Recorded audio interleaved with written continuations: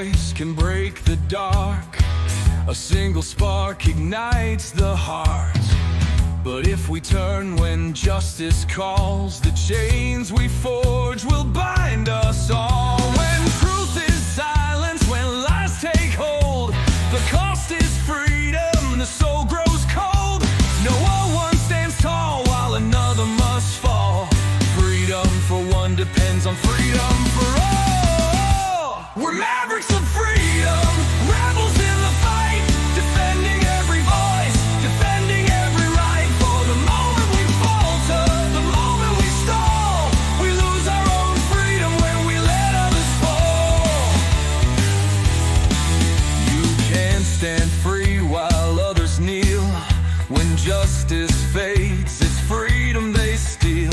An innocent condemned, a crime unspoken, and with it the bond of liberty is broken. No tyrant rules without our consent. Oppression thrives where silence is spent.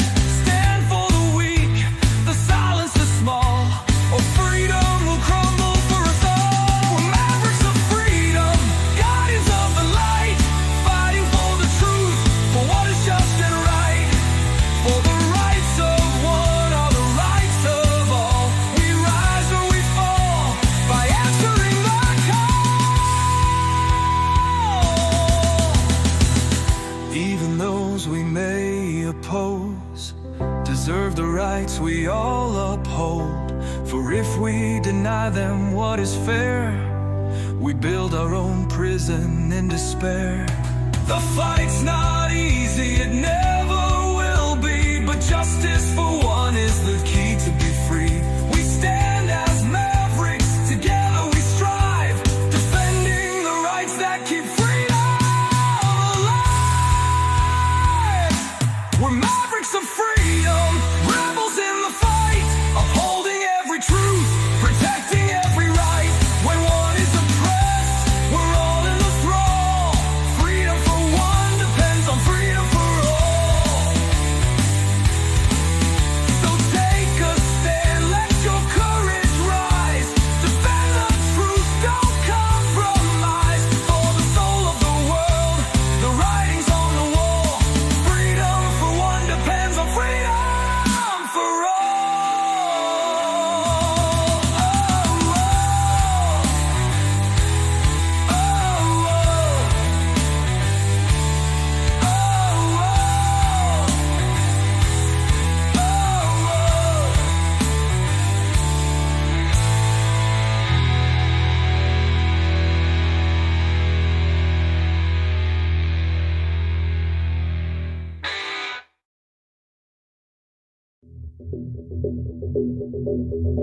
Greetings, Mavericks and new viewers.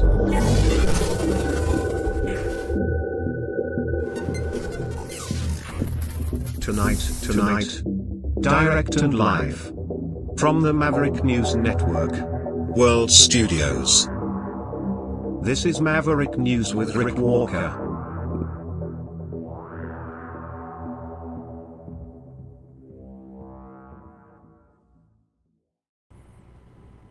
Howdy, everybody. Welcome back. Where to begin? Emergency Ukraine summit in the UK. We'll get into that. Trudeau meeting with the king. I'll tell you what that means. The whole world in the middle of a great reset. It has started, in case you haven't noticed. The thing is,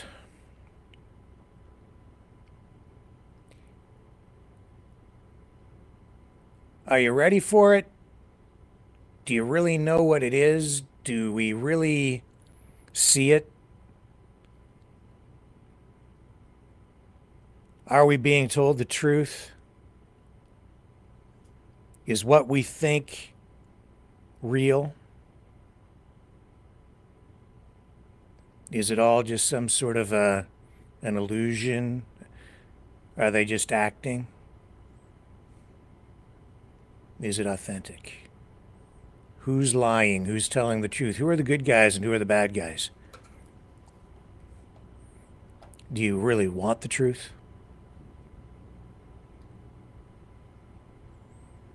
Can you handle the truth? I'll try to give you some truth tonight.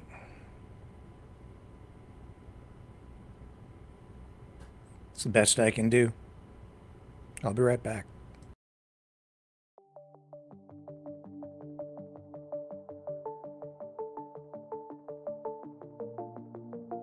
Greetings, brave Mavericks. Our quest for truth continues. We go beyond fake news. Together we expose propaganda. Together we pull others out of rabbit holes. We are maverick thinkers. We are all unique individuals, defenders of individual rights and freedoms, credible, trusted, grounded in reality. Maverick News, Maverick News. Defending free speech, free speech. Donate at freedomreporters.com. Do it now. Tomorrow may be too late. Maverick News. The world is watching.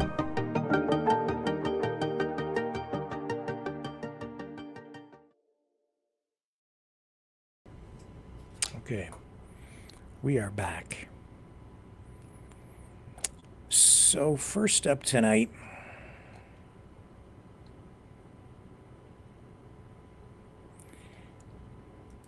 we have this summit in the UK. Volodymyr Zelensky meeting with European leaders over in London. Let me just get this cranked up here. So what do we know so far? We know that Zelensky says he's still ready to sign a rare minerals deal with the United States. This after his heated confrontation in the White House with the Vice President Vance and President Trump Friday. And they're also talking about this proposed 1-month truce. This proposed truce, I guess, is being put out there by France. And Prime Minister Starmer has unveiled a 4-step plan to guarantee peace in Ukraine after this summit today. And he has also pledged ongoing support with the UK government, allowing Ukraine to use $1.6 billion of UK export finance to buy more than 5,000 air defense missiles. And we have Donald Tusk in Europe saying that Europeans need to realize that they have still the capacity to be a global power. And with those kinds of statements, we are seeing obviously real concerns in Europe about the relationship with the United States, damaged as it is. It is not clear if the United States is even in alignment, really, with the European countries tonight. I would suggest that NATO and the U.S. Alliance with other Western nations might actually be over, including Canada. Maybe not officially. Maybe, I hope I'm wrong. Well, I'm just tired, and I don't need the turmoil, especially after everything we've been through over the past, 5 years or so. What a decade. Can't we please just get a time machine and go someplace else in time? a better time. This is just crazy. So, yeah, they met, and then after the summit today, so I showed you yesterday Zelensky arriving in London and being greeted by Starmer, and then we have this Zelensky repeating again his willingness to step aside as leader if Ukraine is allowed to join NATO. Has there been any communication with the administration since the Oval Office meeting? Have they reached out to you? And separately, you talked about resignation a few days ago. How are you thinking about elections? Yeah. Ну,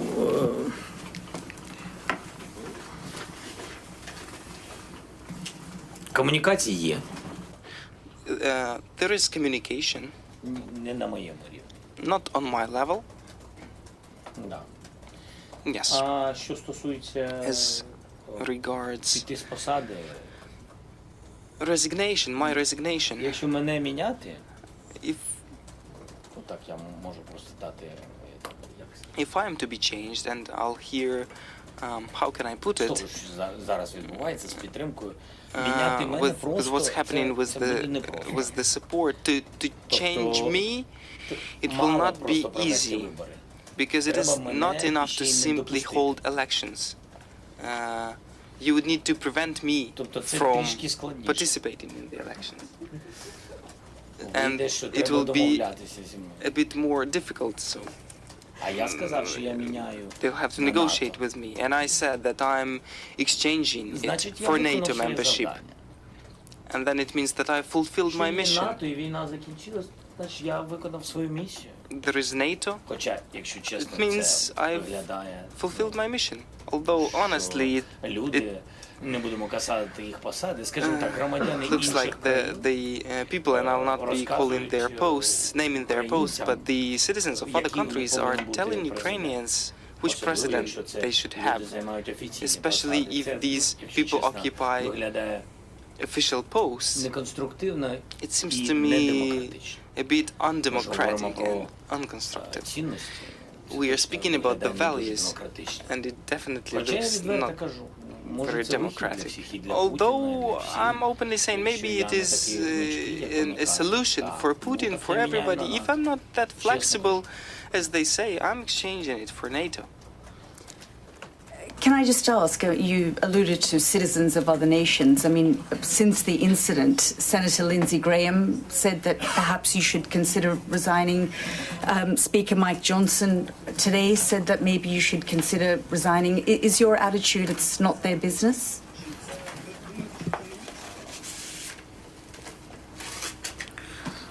Лінсі Lindsey Graham, дуже хороший Із- хлопець, дуже правильний. Lindsey Graham is a very good guy, a Що very говорити, хто повинен бути very nice. президентом, чи йти and мені з speaking who must посади, be the president я and можу whether I shall надати йому resign, громадянство України, I can Лінсі, і він стане тоді give him the громадянином нашої citizenship of країни, Ukraine. і тоді He will почне become вже, the citizen of our country, and тоді then його голос буде and then набирати his ваги. voice will І я його, як громадянин start to України, gain буду weight, чути з точки and зору, I will хто повинен hear бути, him as a президентом. citizen of Ukraine Але on the topic Лінсі of who must be the представляє, president. But Lindsay represents the party that fights for democratic values, and anyway, the president of Ukraine will have to be chosen not at home, at Lindsey Graham home, but in Ukraine. Okay, so with that, we also had Starmer, and keep in mind here that these clips are clipped, and Starmer is talking about putting boots on the ground in Ukraine, but I think within the context of like peacekeeping at this point, not. I have to get more context, but here's what we have tonight coming out of London. Here he is. First, we will keep the military aid flowing and keep increasing the economic pressure on Russia to strengthen Ukraine now. Second, we agreed that any lasting peace must ensure Ukraine's sovereignty and security, and Ukraine must be at the table. Third, in the event of a peace deal, we will keep boosting Ukraine's own defensive capabilities to deter any future invasion.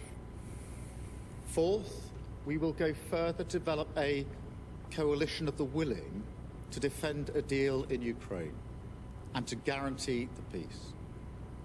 Not every nation will feel able to contribute, but that can't mean that we sit back. Instead, those willing will intensify planning now with real urgency. The UK is prepared to back this with boots on the ground and planes in the air. Together with others, Europe must do the heavy lifting. But to support peace in our continent and to succeed, this effort must have strong US backing. We're working with the US on this point after my meeting with President Trump last week. And let me be clear, we agree with the President on the urgent need for a durable peace. Now, we need to deliver together. Finally, we agreed that leaders will meet again very soon to keep the pace behind these actions and to keep working towards this shared plan. We are at a crossroads in history today. This is not a moment for more talk. It's time to act, time to step up and lead, and to unite around a new plan for a just and enduring peace. Thank you.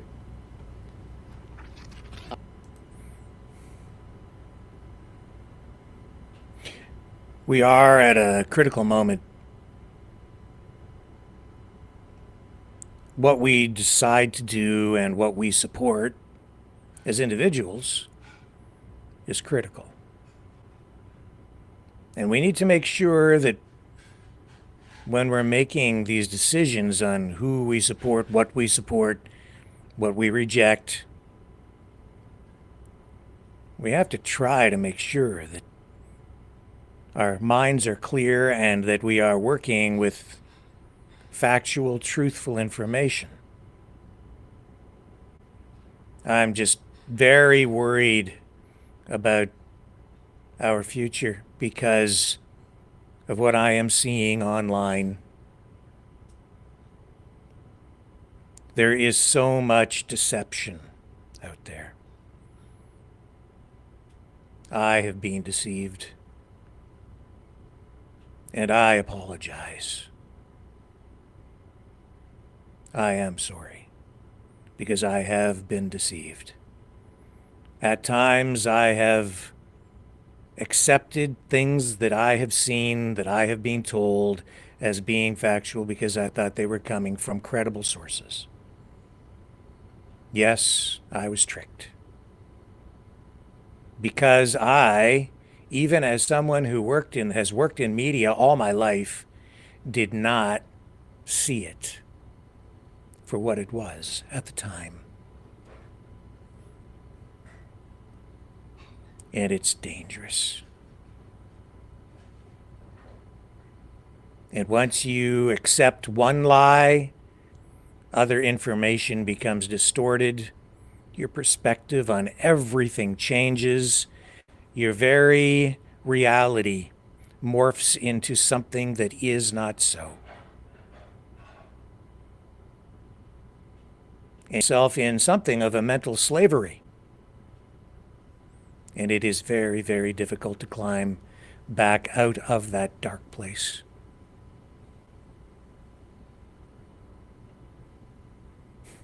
No wonder the world seems so upside down these days. I'm trying. I'm trying to help. But even as I bring what I am confident is alternative views and truth to people.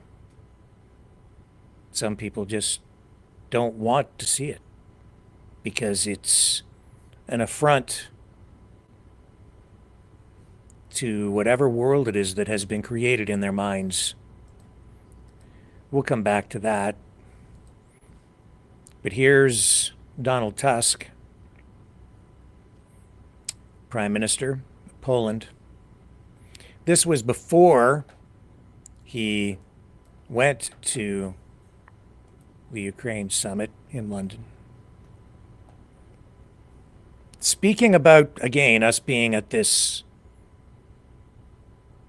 pivotal moment in history where we have to make very hard decisions, and he is saying that Europe is stronger than people realize.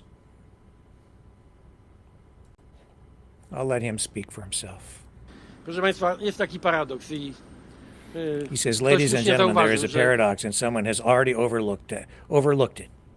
He says, just listen to this. I zobaczcie, jak to brzmi. 500 milionów Europejczyków 500 million Europeans are asking 300 million Americans to defend them against 140 million Russians. He says, I want to repeat these words. prosi 300 milionów Amerykanów, żeby oni ich obronili przed 140 milionami Rosjan. Chcę się powtórzyć tylko te słowa, umiesz liczyć. He says, if you know how to count, count on yourself. Start relying on yourself, not in isolation, but with full awareness of your own potential. To licz na siebie, zacznij liczyć na siebie. Nie w odosobnieniu, ale z pełną świadomością własnego potencjału. Europa, jeśli He says, Europe, if there is something we lack today, it is not economic or demographic power, but the belief we are truly a global force. czegoś dzisiaj nam brakuje, to przecież nie przewagi gospodarczej czy ludnościowej, tylko wiary w to, że jesteśmy naprawdę globalną potęgą. I think I understand.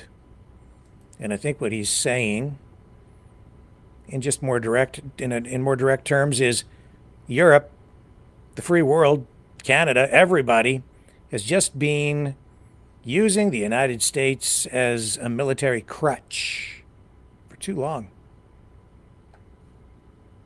And it's time to stand up and take personal responsibility, individually and collectively, for our future. I'm not even sure that that's really what Donald Trump intended to have happen here, but this is what's going to happen. But as we work toward that, we are in a very dangerous situation, because what is clearly happening is the United States is realigning more with Russia, maybe even with China to some degree, but I'm not convinced of that. And pushing America's traditional friends and allies away, kicking us all to the curb. We'll see what happens. I hope that this doesn't come apart at the seams. Part of the craziest part of the equation here is China, because what I see coming out of the Trump administration is that they hate China. I think they're like China-phobic, frankly. I know we have some problems, and I know there's Chinese infiltration even and spying going on here in Canada. That's really nothing new. I'm shocked to see that there's gambling going on in this casino. Of course, it's happening. It's happening everywhere. It's happening in the United States too. That's why they're so concerned about Huawei. You know, the cell phone giant. You know, they've banned it. Oh, but TikTok's okay, according to Trump. As long as Kevin O'Leary gets to buy it. We'll see. But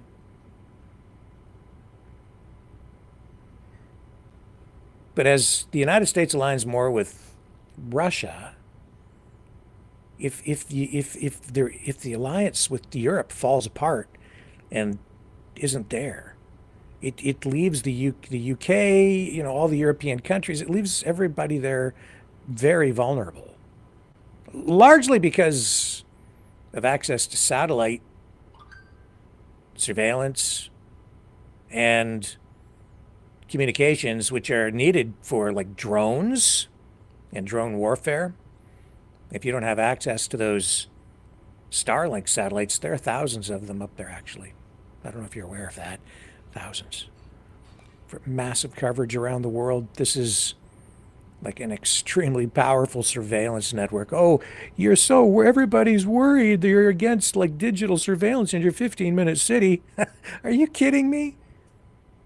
You love Elon Musk, and he's the guy who's surveilling the entire world with his digital eyes in the skies all over the world. I can't make it up. Without access to that, Europe is in a severe deficit in terms of military capacity. And how would they ever catch up to Russia and the United States and China, all of which have space forces? People laughed at Donald Trump, remember, in his first go-around when he announced the creation of the U.S. Space Force, and then you had the late-night comedians mocking him, saying, pew, pew, pretending to shoot space guns with their fingers and mocking him and laughing. And yet it turned out that, oh yeah, space is the new military frontier, even though there were treaties in place a long time ago that were supposed to prohibit the weaponization of space. Oh no, it's very weaponized. But if you don't have that technology today, good luck in the future. I mean, how long would it take to put together a space program and start launching rockets and putting satellites into space and creating a whole network of satellites up in the sky for military purposes? Massive amounts of money, decades to go to get to that place from scratch. And if you can't rent the bandwidth, if you can't rent the rockets or space on rockets, Japan has capacity. They have a space program. But, I'm just saying, the technology has become so advanced, so sophisticated that any country that isn't already, in part of that superpower club, it's gonna be really hard to catch up if you end up on the wrong side of the superpowers. And I can see the thinking. I can smell the brains burning as they've come up with this alignment of all three superpowers: China, Russia, the United States. What if we all got together? We could take over the world. Yeah, no kidding. And who cares about Europe? We'll just leave them in the dust. And Canada will just absorb it. Okay, Donald, you can have all of North America, Central America, and maybe even South America. Panama Canal, it's yours.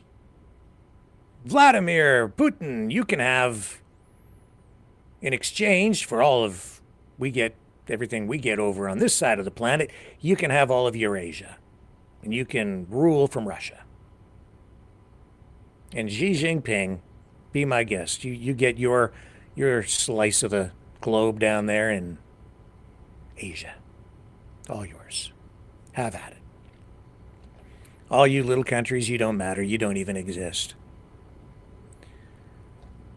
Where do we? I don't know. Well, I do know. We do exist right now. I'm saying that when you're smack dab right up against a superpower, they kind of dictate, don't they? Oh, but then what would that be? A dictator? Is there democracy when you're coerced into something, when you're told what you're going to do? Or when they say, you've got a choice. You can either join us, in which case it's the golden ticket, Or you can say no. And then we'll just destroy your economy, let you get invaded by some other country, and then we'll just have to come in and take you over anyway. Because we can't have a foreign power on your soil. You don't get a choice in that matter. Oh, and don't even think about trading with China more, because we don't like those guys. And if you do, well, we'll have to invade you. Are you getting the picture? So what do? Well, if you're Justin Trudeau, you go see the king. That's what he's doing today. He went to the Ukraine summit. But what have I been saying for the last while? I've been saying that we dare not decouple from the monarchy,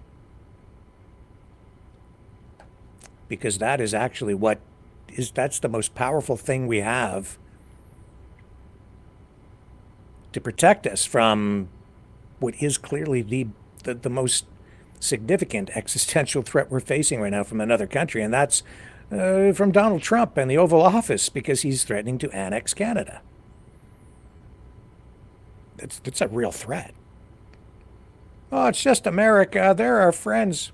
I don't know. It doesn't feel very friendly when he's punching us in the head. Anyway, here, take a look. Here are the headlines on some of the mainstream media. CTV seems to have a pretty good handle on this tonight. Trudeau to meet with King Charles. There's the headline. As Buckingham Palace remains mum on Trump's annexation threat.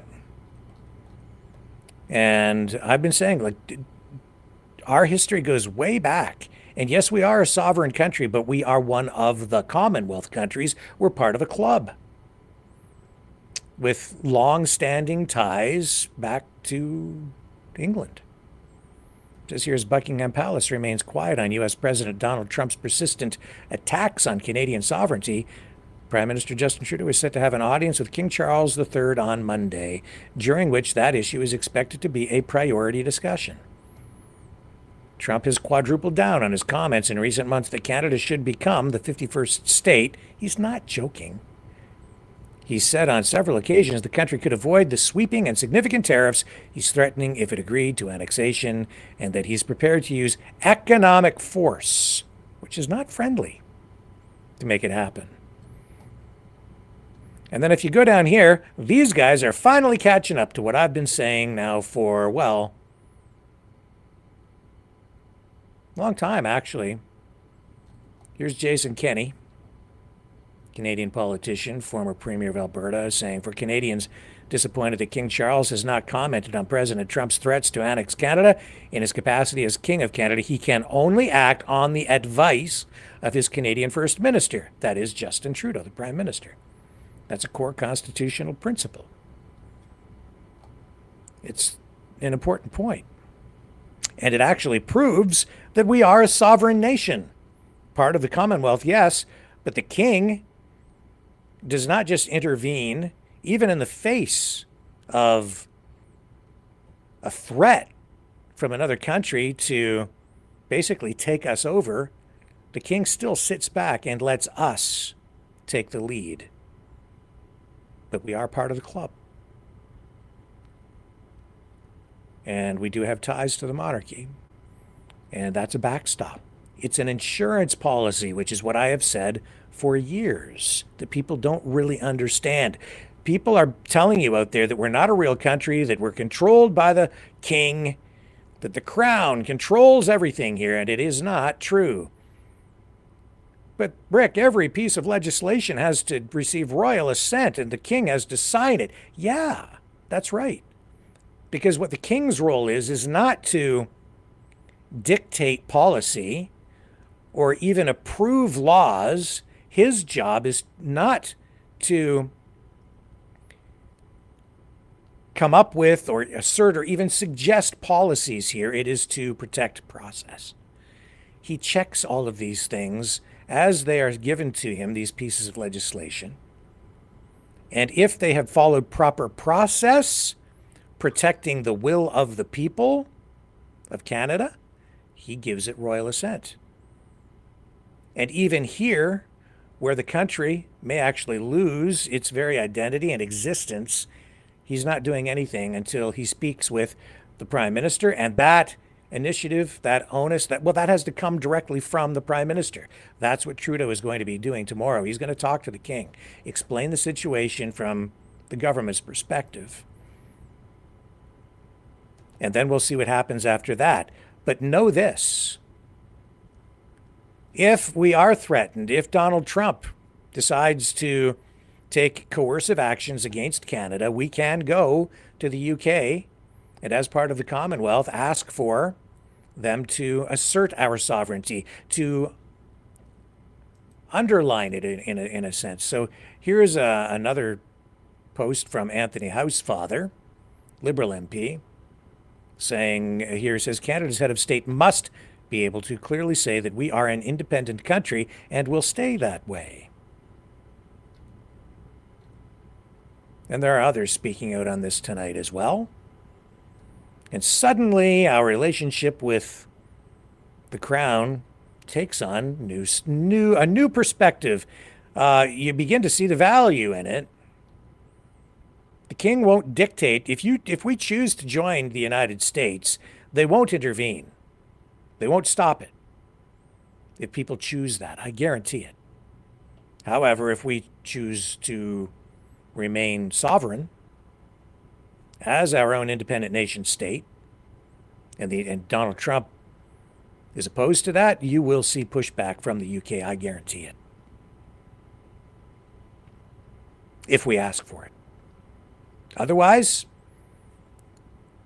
I think the king will remain silent, and that is what he is doing tonight, because when asked to provide some sort of comment on this, the king said that this is not something that that they issued it was CTV actually that asked Buckingham Palace about this, and the response from the Royal Communications official back to CTV News was, I hope this email finds you well. This is not something we would comment on. That's because there has been no direction taken at this point from the Prime Minister. And that direction could come from the Prime Minister to the Governor General, who then is the King's representative in Canada, and it would report back to the King. But there hasn't been any. But tomorrow, this meeting takes place. And the UK is playing, an important role in all of this, not just in Canada, but certainly over in Europe. And that's why when Starmer went to meet with Trump last week, the day before Zelensky's catastrophe in the White House, he provided Trump with an invitation for another royal visit to Britain. And that's unprecedented. That's a second visit. Usually presidents don't get that. Not all presidents even get one. But Trump's been there. But they're bringing him over again because they see that they have a big problem. We all have a big problem because this is a reset, and it has started. Whether we like it or not, this is now underway. And people are perplexed, and world leaders, I don't think they realized how vulnerable they all were because they've let the United States take the lead on defense.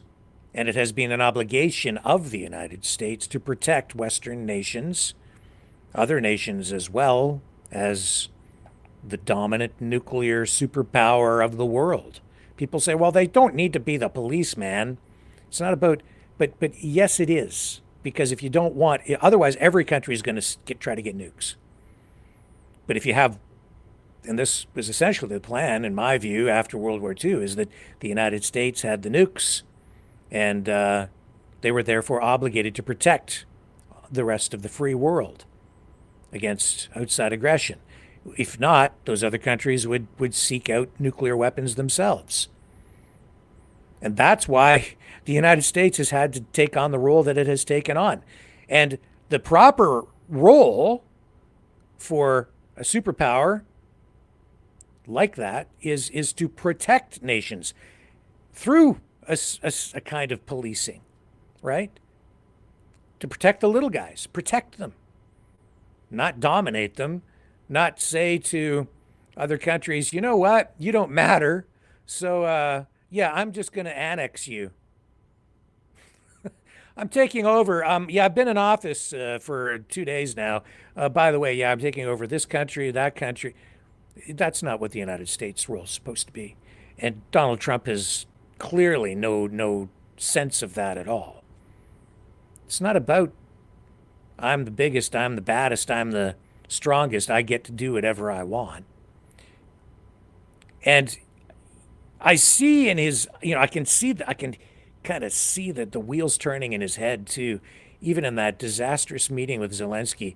Well, if all I have to do to secure World War peace and prevent World War III is just align with Russia, we'll be friends with Russia. And maybe China too, but Russia.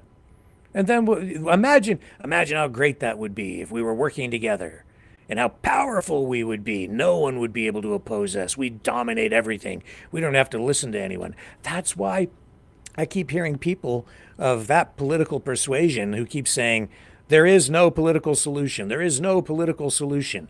As soon as somebody says that, that means they don't believe in democracy. They don't believe in freedom. They believe in authoritarianism. And yeah, you can get things done real quick when you're an authoritarian.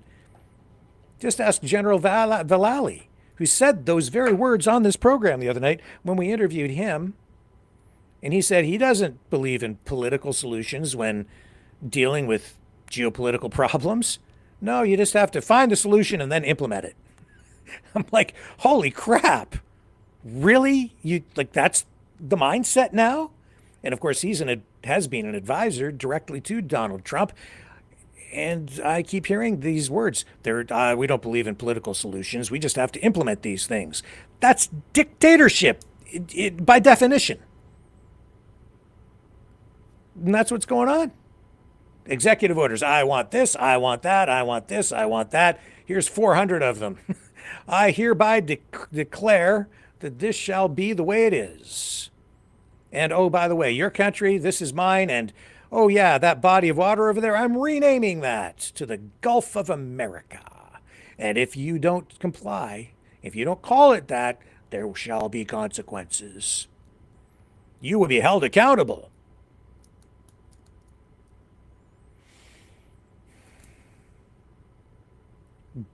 Bizarro land, man. But here's the thing, and this is me speaking from an economic perspective because I studied economics to some degree in university. Whenever you have heavy government control of anything, there are always unintended consequences. And so while Donald Trump is sitting there trying to realign and have used diplomacy with Russia to bring the world to peace and avoid World War III, it's actually creating power vacuums. It is disrupting old alliances. It's scaring the crap out of people. Now you have all the European nations afraid of Trump. They don't respect him. They don't even like him. I'd say at this point they're just straight up afraid, petrified, because this is a crazy guy with nukes in their view. So they're like, we better start building more weapons. And so, and they're not doing it because they now see that they need to meet their NATO commitment. They're doing it because they don't think that Trump can be relied upon as a partner in security anymore.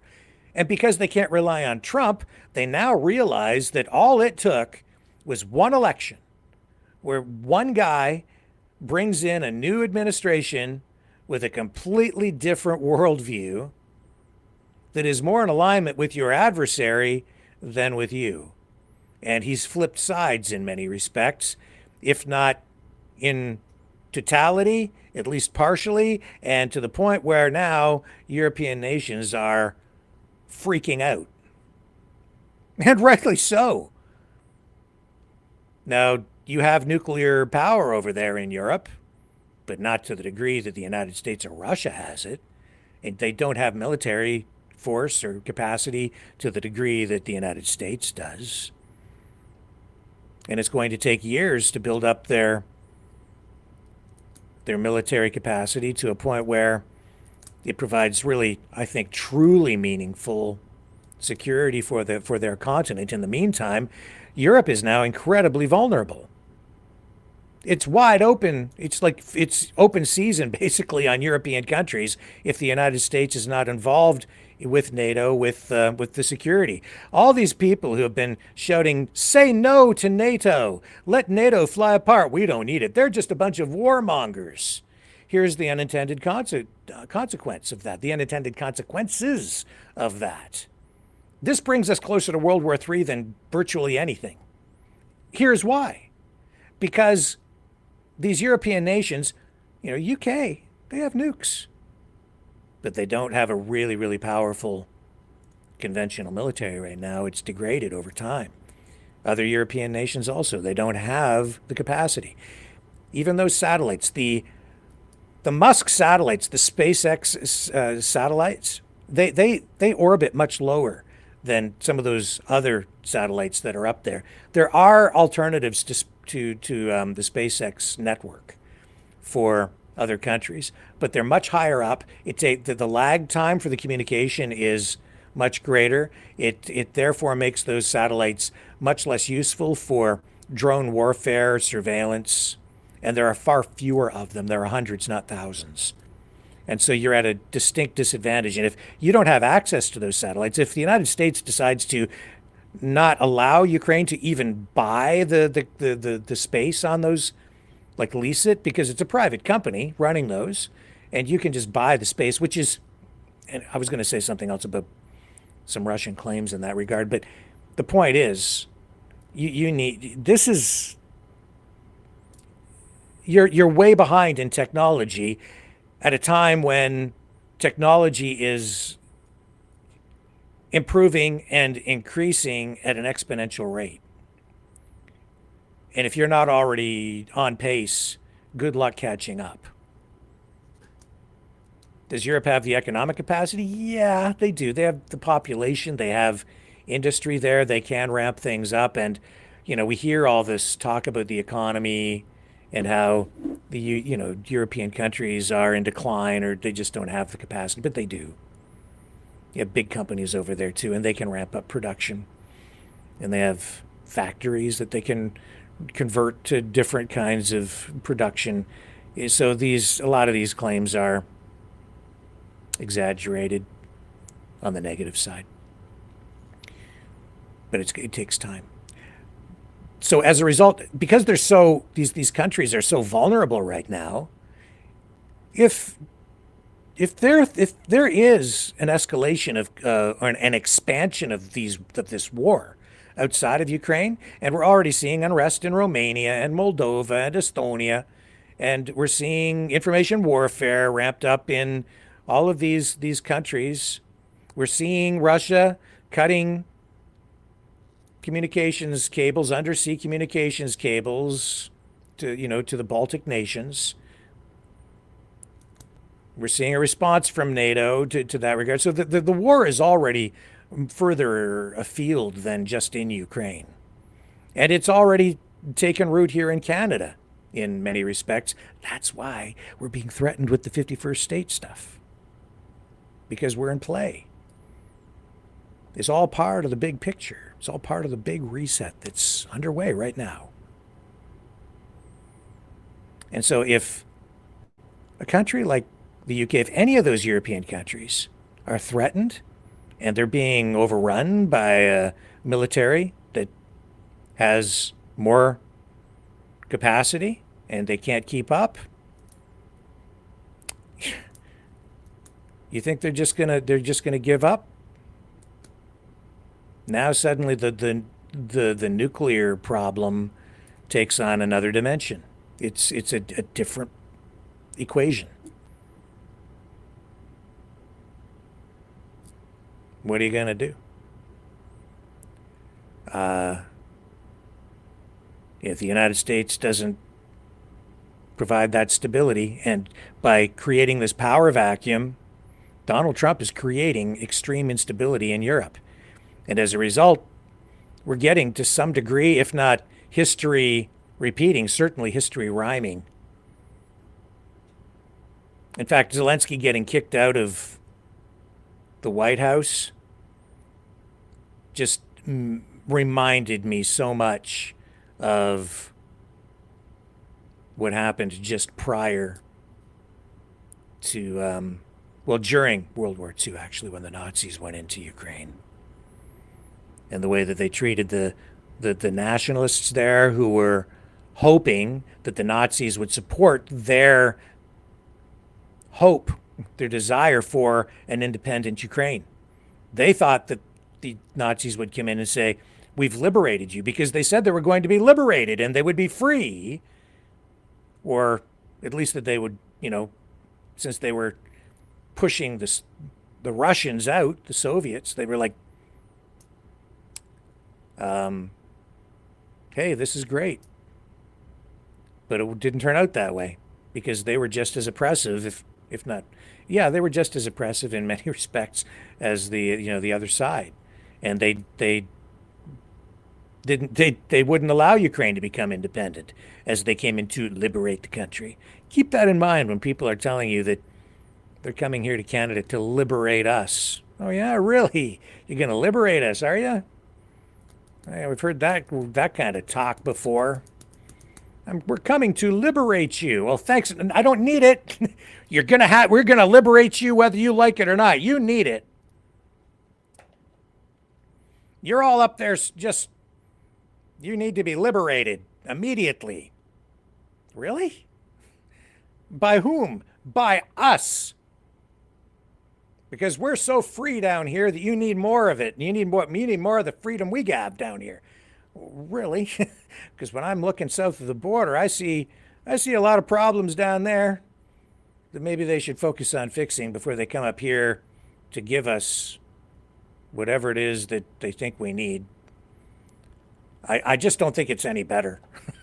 I see a lot of things that in many respects are worse. Depends on where you go. But so, yeah, thanks, no thanks. I don't need to be liberated. Not in that sense, no. And, if I want that, I'll just apply for citizenship, or I'll spend most of my time down in the States. You can just go over there now. If you want, you can go south for the entire winter and enjoy all the freedom you want. And they'll appreciate it, because you can take your Kazakhstanian dollars down there and spend them and contribute to their economy on that side. They don't mind. They like it down when you go down there to Florida. But no, I guess they just have to take us over. Whatever, man. Insane. Tonight, European leaders are, chiming in on this, and most of them are supporting Ukraine after what happened in the White House. Let's just go down a list of the responses here tonight after this. Well, just after these developments, we have the president of Lithuania. Ukraine, you'll never walk alone. The prime minister of Denmark.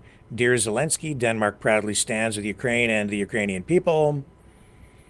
Of course, French President Emmanuel Macron says there is an aggressor, Russia. There is a people being aggressed, Ukraine. We were all right to help Ukraine and sanction Russia 3 years ago, and to continue doing so. We, that's the Americans, the Europeans, Canadians, Japanese, and many others. Thank you to all those who have helped and continue to do so, and respect to those who, from the beginning, have been fighting, because they are fighting for their dignity, their independence, for their children, and for the security of Europe. President of Moldova, the truth is simple. Russia invaded Ukraine.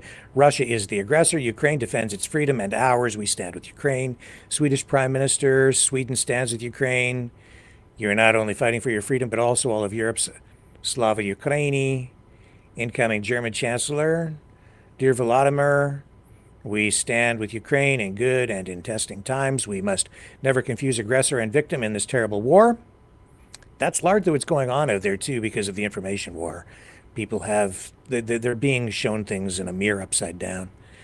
Croatia's prime minister, Croatia knows from its own experience that only a just peace can last. The Croatian government stands firm in its belief that Ukraine needs such a peace that means sovereignty, territorial integrity, and to secure Europe. Oh, by the way, Trump says that he's all about peace, right? Zelensky can come back when he wants peace. I don't know. Are you aware that even just within the first month of his second presidency, Trump bombed Somalia? Did you know he did that? Probably not. I did mention it when it happened. Has received almost no coverage, by the way. Finland's prime minister. Finland and the Finnish people stand firmly with Ukraine. We will continue our unwavering support and work towards a just and lasting peace. Estonian prime minister. We stand united with Zelensky and Ukraine in our fight for freedom, always because it is right, not easy. The comments go on and on. Ireland's deputy prime minister showing support. Latvia's, the prime minister of the Netherlands, prime minister of Luxembourg. The world is divided. America has been isolated. Trump has taken a turn. Super heavy duty 180-degree pivot. Some people are applauding it. Be careful what you're cheering for, because the unintended consequences are becoming apparent already. And I don't think the world is actually any safer at all because of any of this. Quite the contrary. I'll be back in a moment.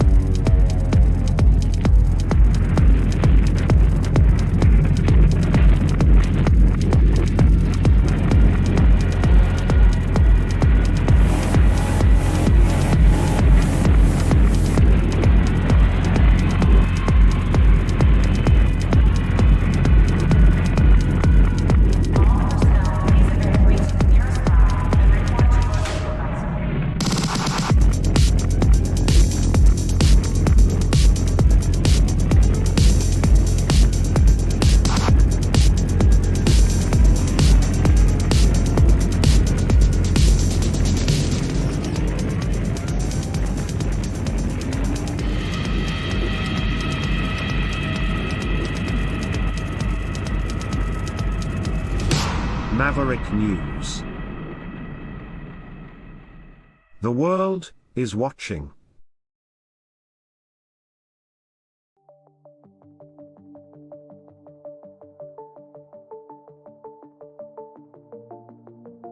Greetings, brave Mavericks.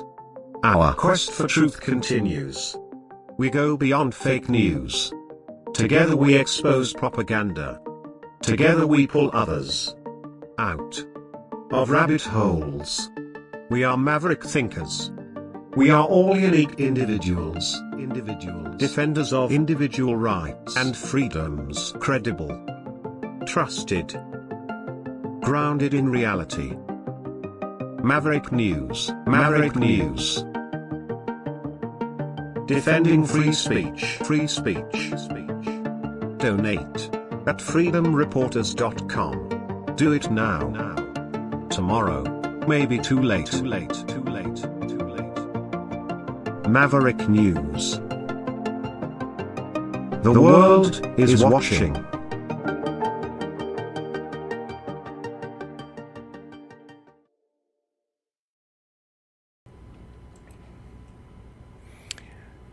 So who wants an election in Canada?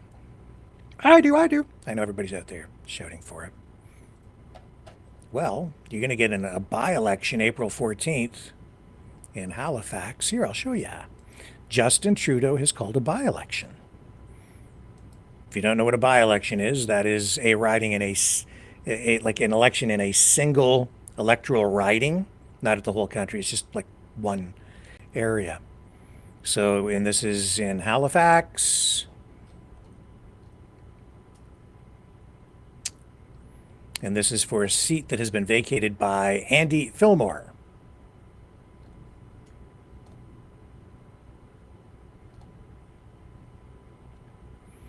So this is going to happen on April 14th.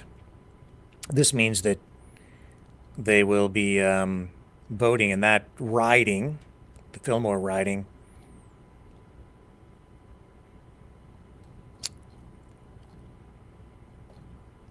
on that date. And now I know everybody's heads are spinning and everyone is saying, well, this just shows that if he's having a by-election on April 14th, then obviously they're planning, when Mark Carney is installed as the leader, then that just proves there won't be an election because they're planning on having a by-election on April 14th, which means the Liberals will remain in power much longer. It's all a conspiracy. Well, maybe, but not necessarily, because there won't be a by-election if a federal election is called before that. So it doesn't mean that you can't have a federal election.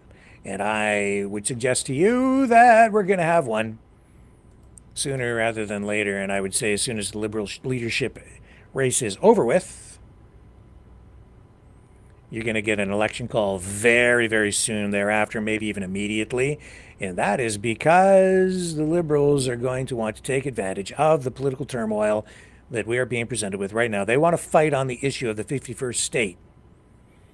Poilievre wanted to fight this coming up election on the issue of the carbon tax and taxes in general.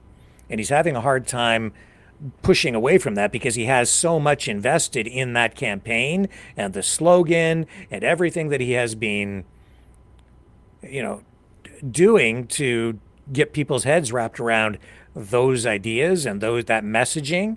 And now that's just been blown out of the water. Like it's just like people are not as focused on that now.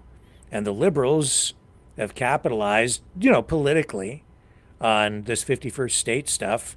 If not, I don't think they did it intentionally. I think it's just, again, an unintended consequence, I think, of what Donald Trump has been doing. He's talking about annexing the country, and suddenly he's helping the very guy, Trudeau, and his party, the party that he loves to hate, without realizing that he's done it. And then there are people out there, I know you have,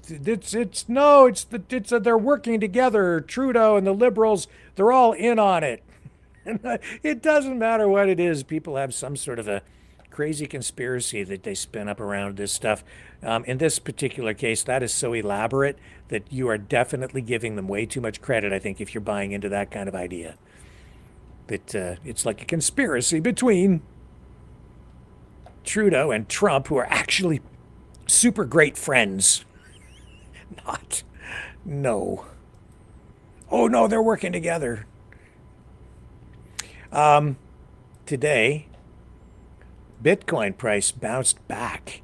I don't know if you've noticed, but Bitcoin was kind of tanking. It went from about 106,000 US, a peak of around that amount of money, and it tanked over the last few days to about 83,000 US. Big drop. That's really significant.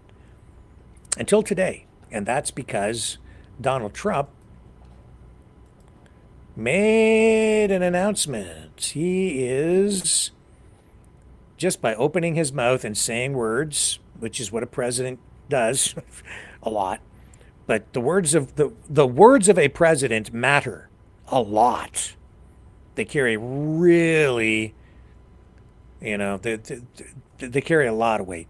Here's what he writes. He says, a U.S. crypto reserve will elevate this critical industry after years of corrupt attacks by the Biden administration, which is why my executive order on digital assets directed by the Presidential Working Group to move forward on a crypto strategic reserve that includes XRP, Solara, and ADA will make sure that the U.S. is the crypto capital of the world. We are making America great again. And as a result of all that, Bitcoin and Ethereum actually are also involved in this, part of this whole thing, where they're going to use these digital currencies as part of their reserve.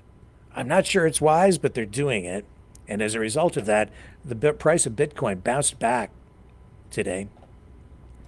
And some of the other digital currencies involved increased in value even more on a percentage basis. Let's just check the price here currently right now. Yeah, so here it is. It went from like about 80, I think today it started at around 84,000 or something in that range. And as I will show you right now, it has recovered already just because of what Donald Trump said, back up to 93,000 U.S. That's about 130. I think that's like just 134,000 approximately Canadian, based on the current exchange rate. But isn't it interesting how Bitcoin price has a USD value, and then if you want to convert it to Canadian dollars, you actually have to use the value vis-a-vis the US dollar to figure out exactly what the exchange rate is on the Canadian dollar to purchase the Bitcoin. It's all connected, right?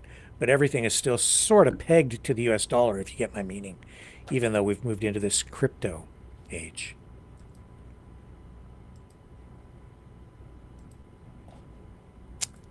So that boosts the price, turns the price around. How long will that bull market continue? I don't know. I don't even look at it like a market because it's a store of value. It's not really an investment like buying a stock, which is investing in a company which has productive capacity. Bitcoin is just a store of value, but people are buying it as an investment because it just keeps, slowly, gradually, incrementally going up over time. And that's because of many factors. I won't get into it tonight, but the bottom line is just because of the president doing that, it's had a positive effect on the value of those currencies. That's because he basically said the U.S. government is going to be using U.S. dollars to buy crypto. That's going to increase demand. That means the price is going to go up. So even before they've started to do that, to create a reserve of cryptocurrencies for the United States, even before doing it, the price goes up. Now, once they start to actually purchase it with U.S. dollars, that's going to drive the price up even higher, because then you get the true dynamics of it in motion. And there's no denying the natural law, the laws of economics, of supply and demand. Like you can't escape that. No matter what kind of government intervention you have. What goes up must come down, and vice versa. Keep your eyes on that prize, and if you have crypto, I hope you make a gazillion dollars. And I sure hope it doesn't just evaporate into nothingness. It's interesting, this new administration, very, very, I'm talking about the Trump administration, very focused on Romania. They keep coming back and making reference to it. J.D. Vance did in that crazy speech that he made over in the EU, where he basically alienated all of the European countries from the United States because he just did. So they overturned an election there in Romania back in November of 2024 because of allegations of significant irregularities, as the courts there determined, including suspected foreign interference and information warfare. And they say that there was just massive amounts of it. And then after reviewing the results, which resulted in the election of a right-wing government or candidate, Calin Georgescu, he surged from really obscurity to win 23% of the vote in the first round and was accused of benefiting from a coordinated effort that Romanian intelligence services attributed to Russia. Declassified documents released by the outgoing president back in December detailed aggressive hybrid Russian attacks aimed at influencing the election. And that included over 85,000 attempted cyber attacks on election-related IT systems and a sophisticated influence operation involving thousands of TikTok accounts, 25,000 in total, with 800 activated just weeks before the vote, promoting Georgescu. Romanian authorities claimed that his campaign distorted voter preferences, violating electoral laws, especially since Georgescu has declared, get this, and you're not getting this information, folks, from other media outlets at all. Certainly not the pro-Trump, pro-MAGA, and pro-Russian media. Get this, Georgescu declared zero campaign spending. How do you win an election at all when, at that level with zero campaign spending? Like zero. He spent zero. And yet he had all these influencers online going viral and like, so he goes from nobody knowing who the guy is to like virtually overnight becoming a household word, a name, because of social media campaigns that he says he spent $0 on.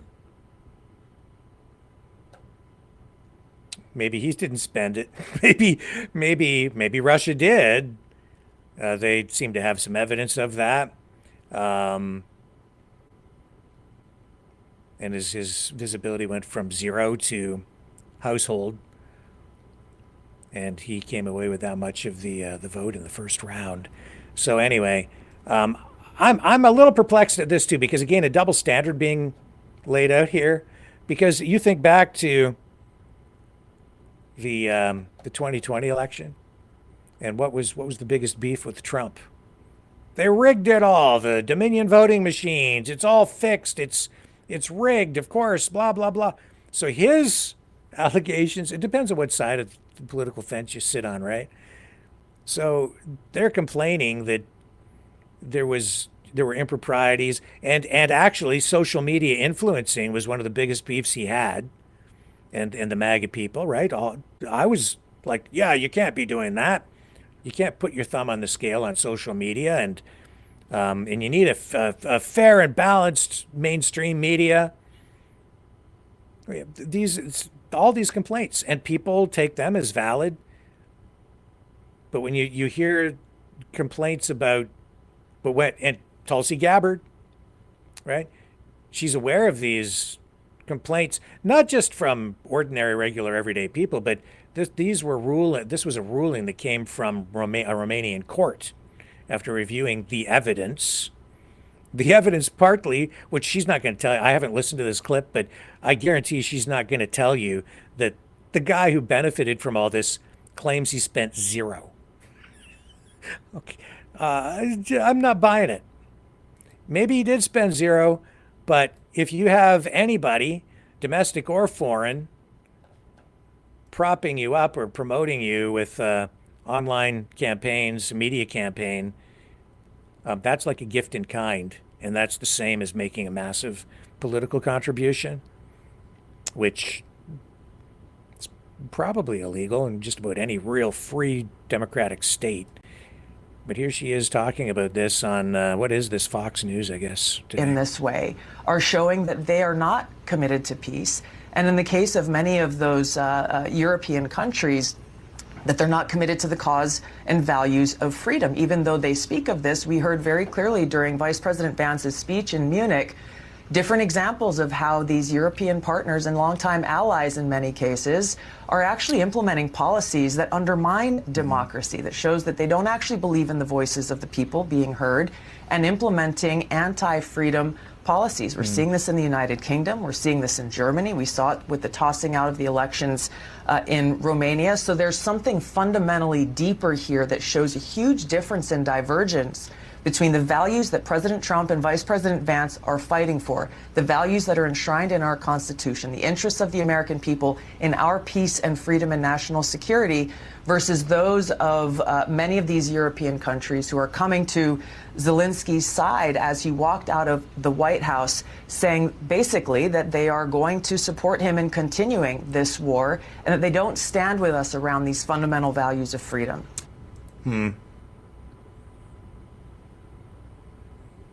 But what if people are just being lied to? What if just straight up lies? Donald Trump suing CBS because of the way an interview with Kamala Harris was edited on 60 Minutes. For like how much did he sue them for? It was like let me find out. It was like an insane amount of money. I'm looking it up here.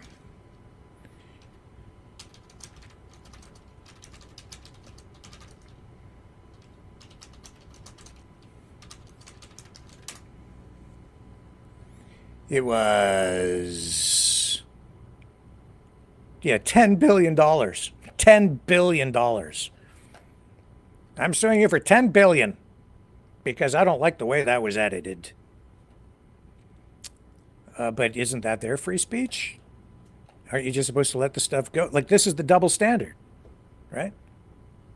And that they went to court over this stuff in Romania, and I guess you can comment on it all you want, but if I do see this going on, and it's extremely effective, and I think it is dangerous.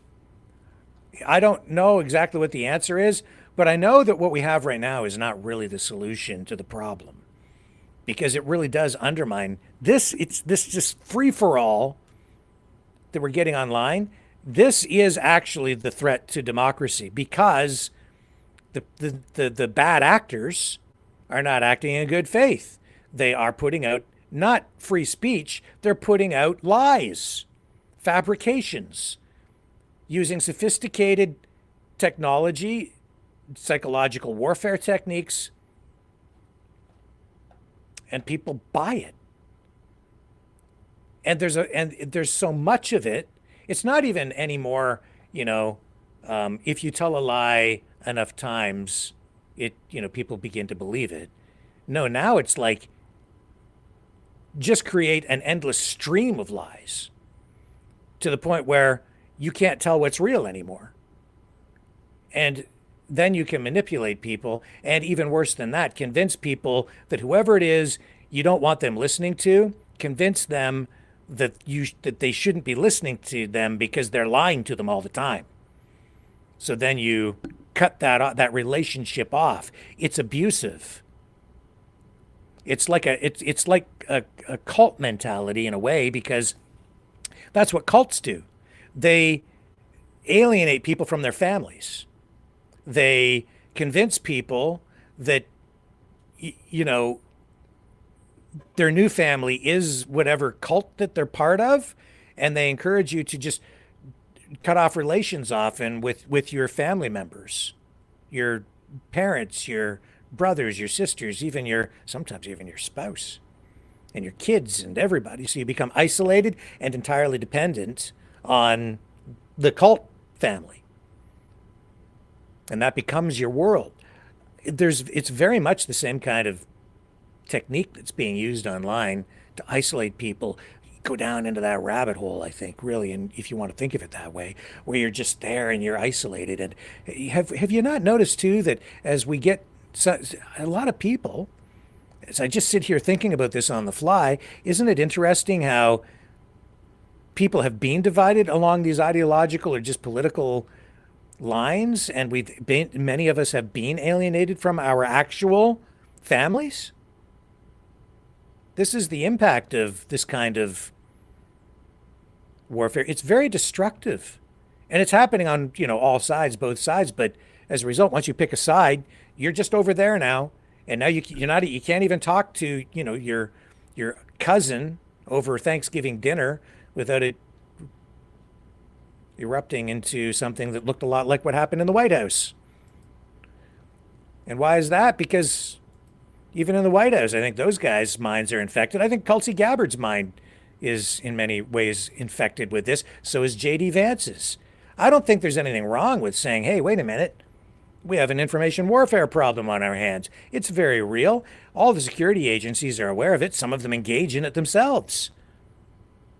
And so it's an entirely valid thing to say, hey, whoa, we need to be aware of this. We need to find some way of dealing with it. And no, I don't buy what J.D. Vance said over in Munich at the security conference. I don't buy that for a minute, that you just let it go and just rely on the people and trust the people to be smart enough to recognize it and not be vulnerable to it. No, our populations are vulnerable to it. Our democracy is vulnerable to it. That's why these countries are investing, probably at this point, billions of dollars into these programs. Everybody's worried about MK Ultra mind control. Well, this is that. In a digital version, it's MK Ultra mind control on steroids, digital steroids. And that brings me, I guess I can talk about this, like somebody sending me more propaganda crapola. I'm bombarded with it from people who keep saying to me, oh, Rick, you're wrong about this, or I disagree with you on that, which is fine.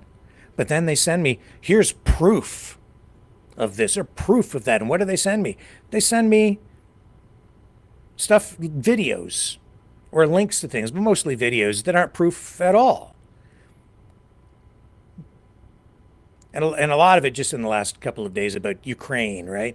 Rick, you don't know what you're talking about. And you're it's not true. Well, I will say this. The reason I'm saying a lot of the things that I'm saying is because I now realize that I was tricked before. And as I dig and dig and dig and dig, I'm like, holy crap, that was a lie. And then my eyes open and there's light on the subject. And I'm like, holy crap, that was just a straight up lie. Case in point, I know that there are a lot of concerns right now surrounding arms sales, corruption, and I don't know ultimately where the investigation by Doge and Elon Musk is going to end up with regard to funding to Ukraine. I'm not even sure I trust them. I'm pretty sure I don't, because they're only telling you what they want to tell you.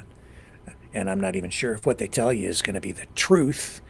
It might be selective truth. It might even just be an outright lie at this point, because I just don't I don't trust those guys at all now. He's in a bit of a conflict. But I do know this. Back when the Ukraine war started, I showed you images on this program. And I'm pretty sure it was Brendan who brought these things forward first. And I'm sure it was, actually. Well, 90% sure. It was 3 years ago. So when Brendan was on the program still here, there was one night Ukraine war started, and I'm pretty sure he was the one doing the digging, because I don't remember doing it at all. He brought the images forward of weapons on the dark web. And he was like, Rick, look at this. And we put them on, and we spoke about it several times. How U.S. supplied weapons were going to Ukraine and were being sold on the dark web for a discount. And I bought it. There were images, there were pictures, there were these website images, and at the time, frankly, I was just convinced. It looked authentic to me, and there seemed to be credible news sources talking about this stuff. Well, not quite that simple. I will show you. First of all, let's take a look at some of these. I think I had some images up here for you. Well, easy enough for me to bring them back. So, yeah.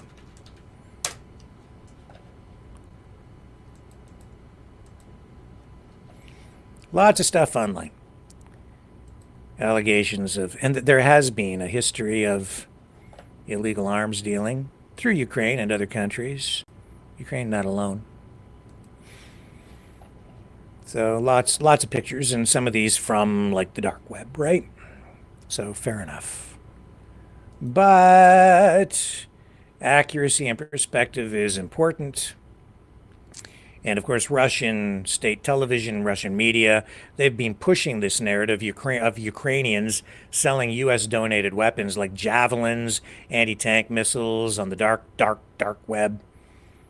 And back on June of last year, a pro-Kremlin English language social media account posted, Ukrainians are selling javelins on the darknet. Their military is reselling NATO-supplied gear. Their account's since been suspended on Twitter, but still boasts over 100,000 followers on Telegram. And then there's this other pro-Kremlin Telegram channel with 700,000 subscribers saying the same, on the same day rather, claiming that thanks to Western support, javelins, machine guns, and even tanks will end up with terrorists and criminals worldwide.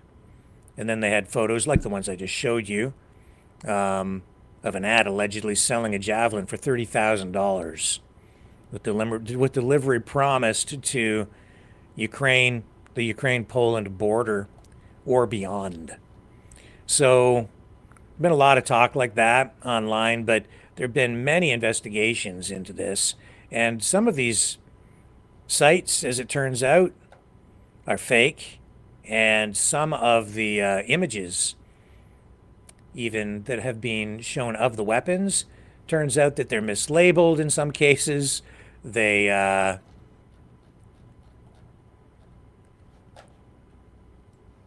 not accurate, and in some cases, because in some cases the weapons that they're saying are U.S. supplied are actually not weapons from the United States at all. So some of this stuff is absolutely just fabricated. So we have to be careful about, figuring out how much of this has actually gone on. So I have been looking into reports and studies. I'm just showing you some images here. This is a BBC report just reflecting some of the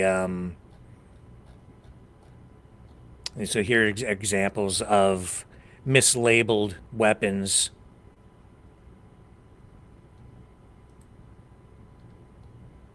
Because the weapons are not really as they're supposed. The weapons labeled are not from the United States. So I did go and I found studies from Harvard University on this, and from, I hope my tabs are still open. I hope they're still open. Well, Tucker Carlson has been one of the most vocal and aggressive in promoting this narrative.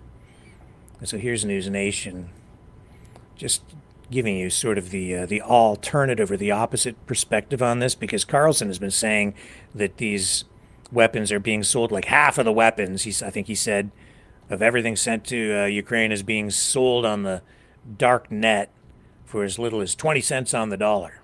That there's no actual evidence that has been presented to support his claims.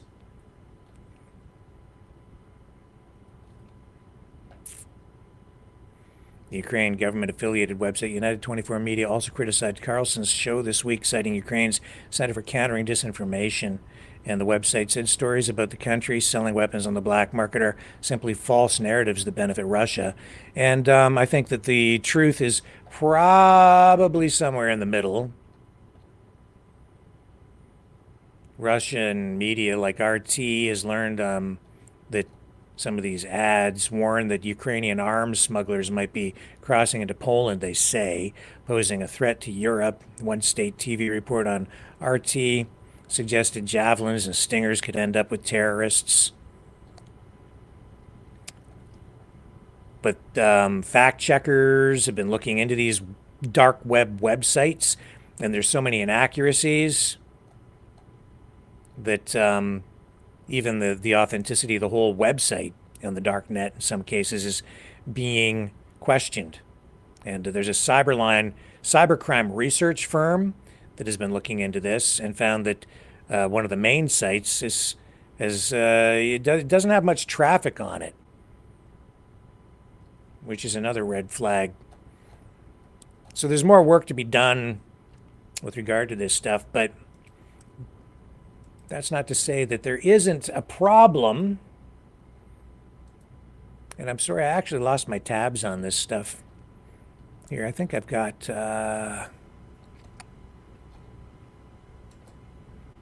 Here we go. Here's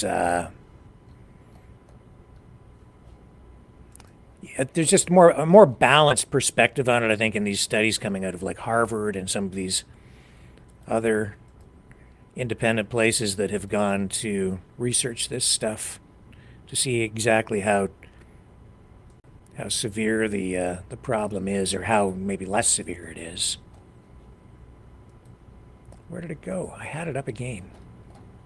Yeah. So here's headline: passing the Syrian weapons off as Ukrainian weapons out of Syria. I'm sorry. This whole thing is kind of disjointed because I've lost my tabs.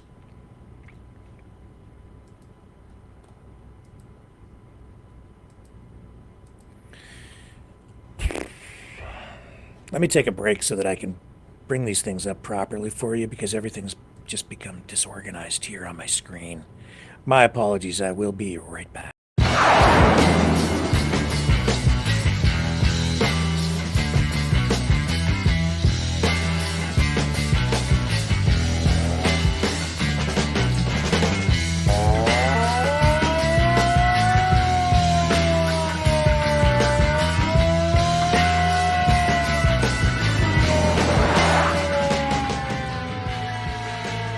Maverick News.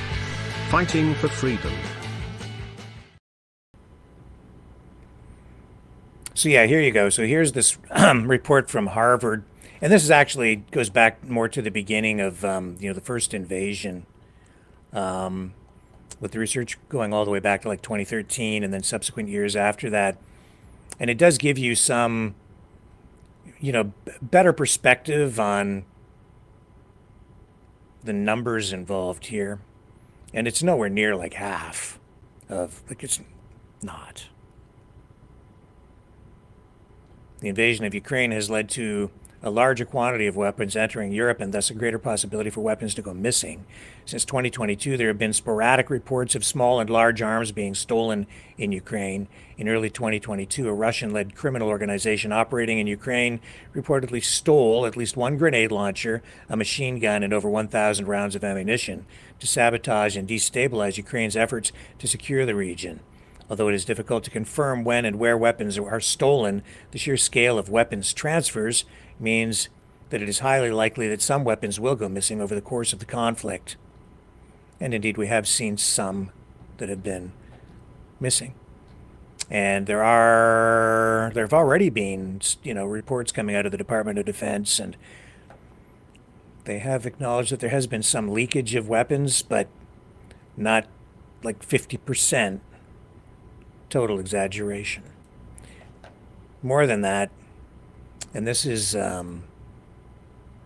something that just happened, and it was actually mentioned on our show, so I feel kind of compelled to review it again here tonight.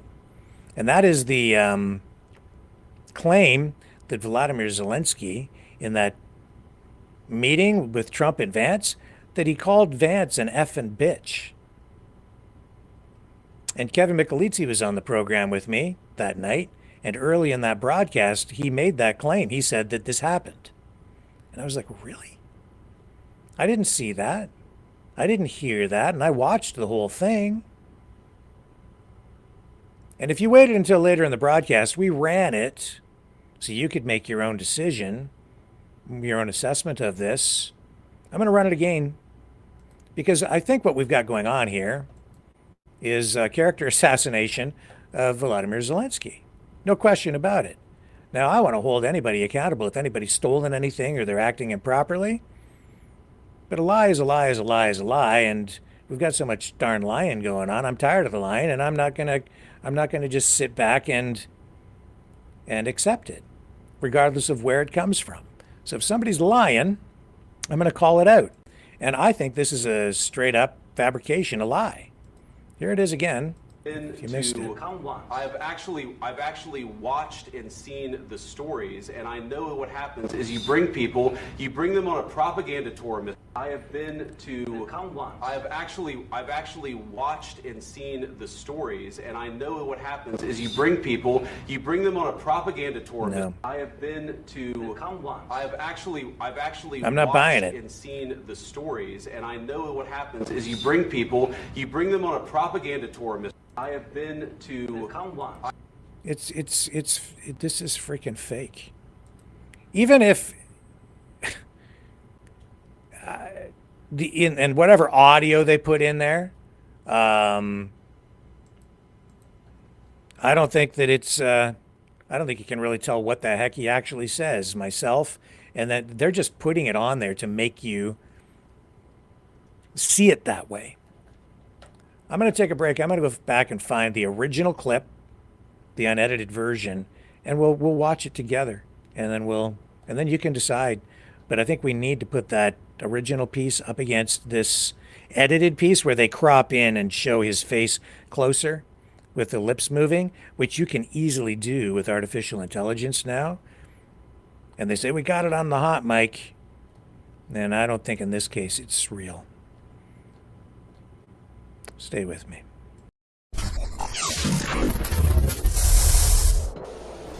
The sharing of biased and False news has become all too common on social media. More alarmingly, some media outlets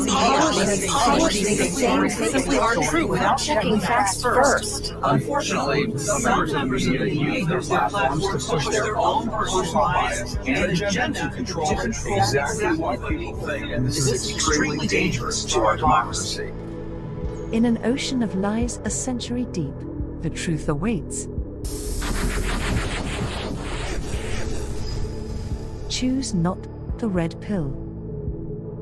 Choose not the blue pill. For both are an illusion. Discover the power of M.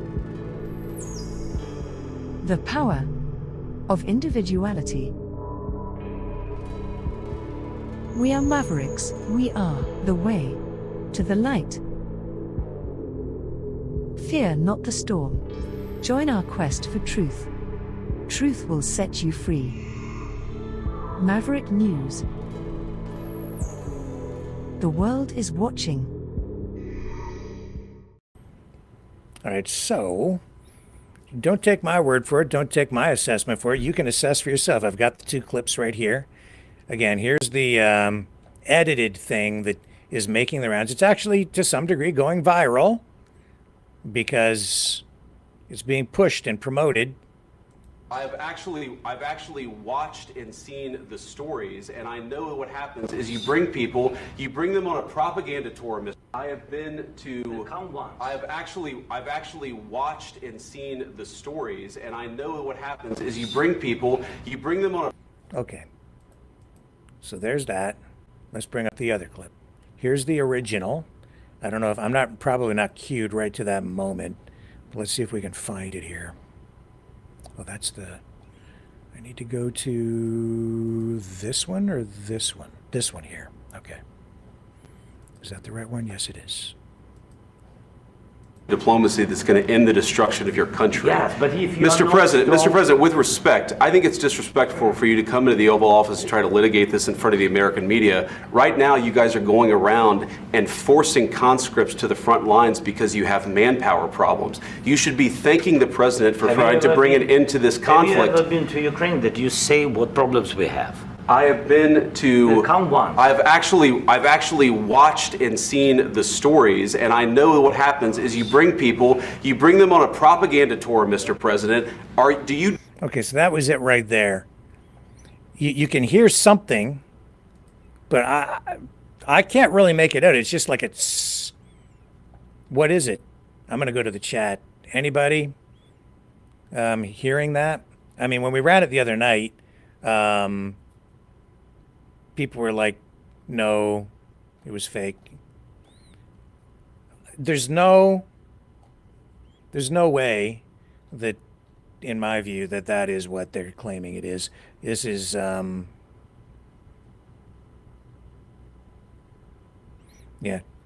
If whatever it was he said, I don't think you can make it out. It's inaudible.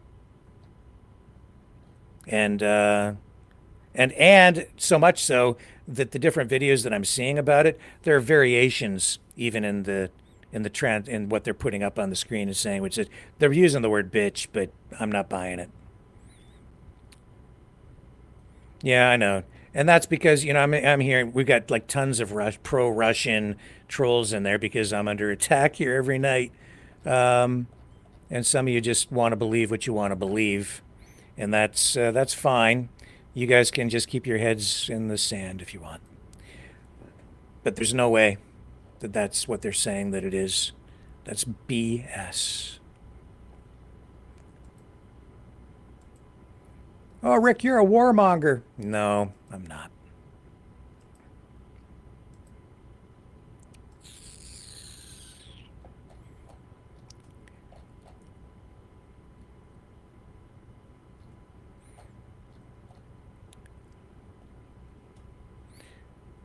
Because even with the Department of Defense and the Government Accountability Office,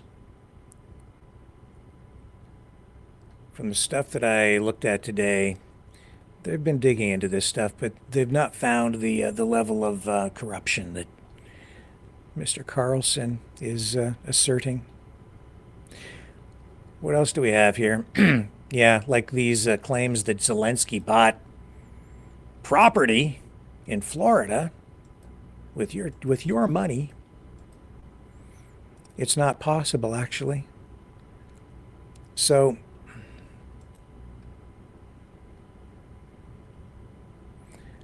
there's no credible. I've been digging into this for some time, and it's sent to me again today. Oh, Rick, he bought a hotel, he bought casinos, he bought airplanes, he bought a $35 million home in Florida, and there's no credible evidence of any of that. If there is, you go find me the evidence. Not some article from some fake freaking news site or a Tucker Carlson pro-Russian accusation that's not backed up with any actual evidence. It's just a rumor, a fake assertion that has been put out there. Public records in Florida, which are accessible for real estate transactions. Research has been done into it, and they don't show any property linked to Zelensky or his immediate family matching that description at all. And PolitiFact, Snopes, USA Today, they've all done investigations into it, and they found no substantial evidence and no substantiation in official property registries or Zelensky's financial disclosures. And if you do searches across the 67 counties in Florida, there's no evidence at all that Zelensky has purchased any properties there under his name or associated entities. Now, what they've done, the propagandists who are trying to discredit Zelensky and really assassinate his character, cite the Pandora Papers, and they have revealed Zelensky's offshore holdings. And they mention properties in London, but make no reference to real estate in Florida. And that's not to say that even those properties that he owns in Florida, or in London rather, are have been acquired improperly. And the Pandora Papers, if you're not aware, that was part of a massive leak of 11.9 million documents from offshore service providers that were released by the International Consortium of Investigative Journalists in 2021. And the leak exposed the hidden wealth and financial dealings of a lot of global figures, including politicians, business people, celebrities, oligarchs, and among those was Zelensky, who is the president of Ukraine. And it shed light on his offshore holdings, which were tied to his earlier career as a comedian and media entrepreneur. So the Pandora Papers revealed that Zelensky and his close associates, including his wife and key partners from his comedy troupe, were linked to a network of offshore companies. And so those entities were mostly registered in jurisdictions like the British Virgin Islands, Cyprus, Belize, and they showed that Zelensky held a 25% stake in an offshore company called Maltex, Multi-Capital Corporation. It was registered in the British Virgin Islands, which he co-owned with colleagues, and a couple of those were with the Security Service of Ukraine. And so through Ukrainian law, as he became the president, he was required to declare his holdings and declare any conflicts of interest. And so some of these assets were actually being held by his wife. And yes, there are offshore holdings that have been revealed. And so Zelensky transferred his stake in Multi-Capital Corp to one of his colleagues just weeks before winning Ukraine's presidential election. And that move was seen by some as an attempt to distance himself from the offshore holdings that as he was campaigning on an anti-corruption platform promising transparency and reform. But the Pandora Papers showed that even after the transfer, the offshore network continued to operate with his associate listed as a nominal owner, raising questions about whether Zelensky still retained any indirect benefits from it. And some stuff was in his wife's name. And so there were some concerns or questions about all of that that came out of the Pandora Papers. And while the Pandora Papers did not specify Zelensky's total wealth, there were earlier estimates from Forbes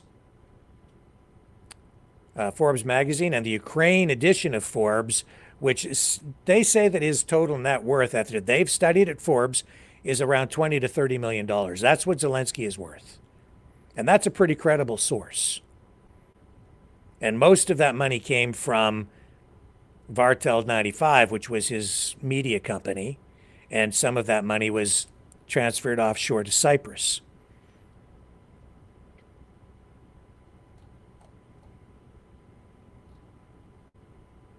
And so in the Zelensky case in the Pandora Papers is just a small part of a much larger story about offshore finance in Ukraine, where, of course, you have oligarchs and public figures who use offshore holdings to hide their wealth.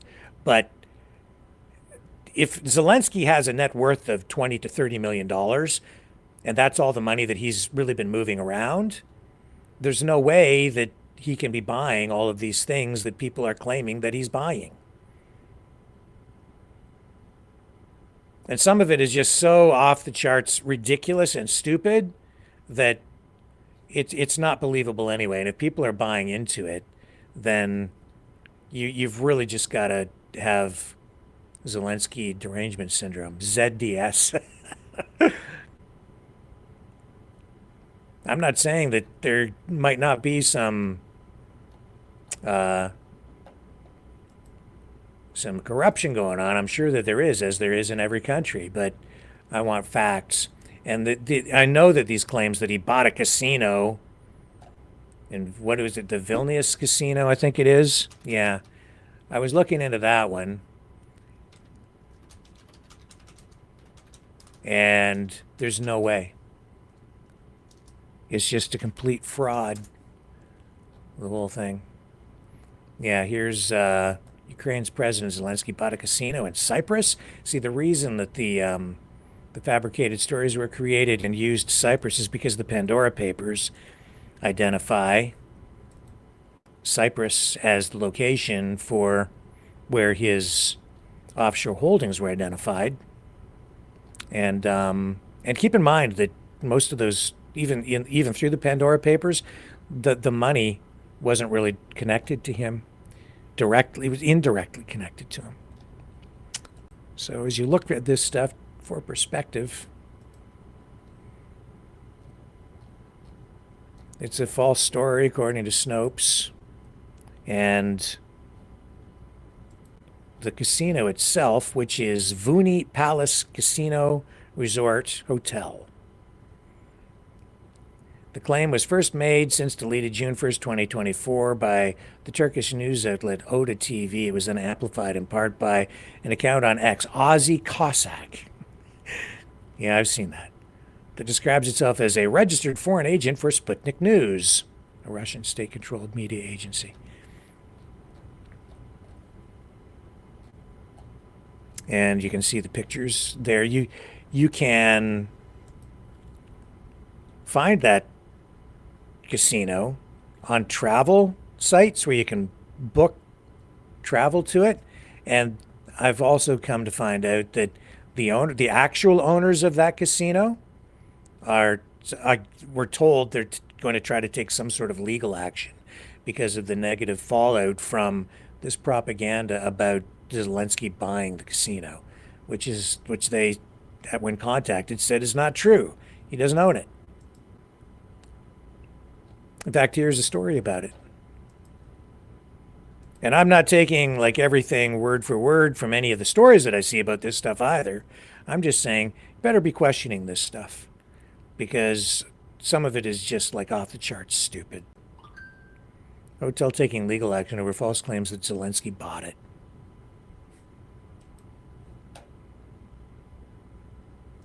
From Newsweek.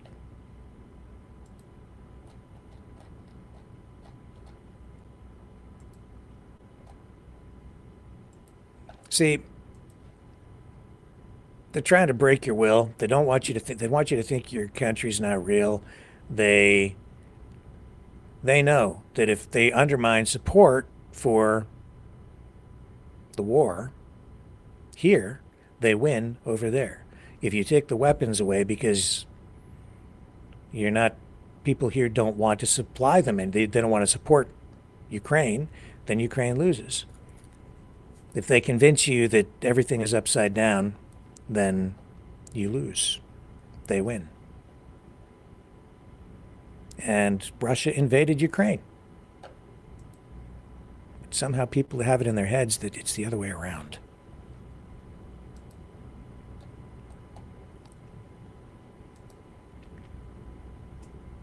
I need to take a break. I'll be right back.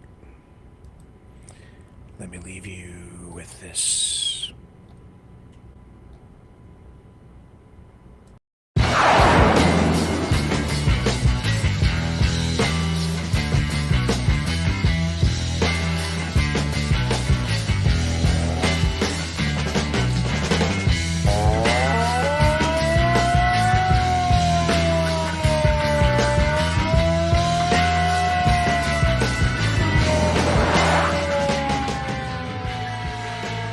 Maverick News. Fighting for freedom.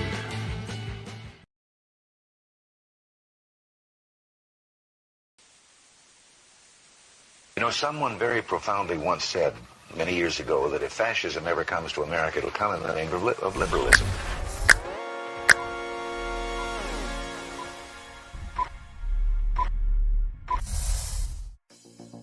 Well, I think it's time we ask ourselves if we still know the freedoms that were intended for us by the Founding Fathers. If we lose freedom here, there's no place to escape to. This is the last stand on Earth. The entire world is watching. Every dictator, every crazy dictator in the world is watching.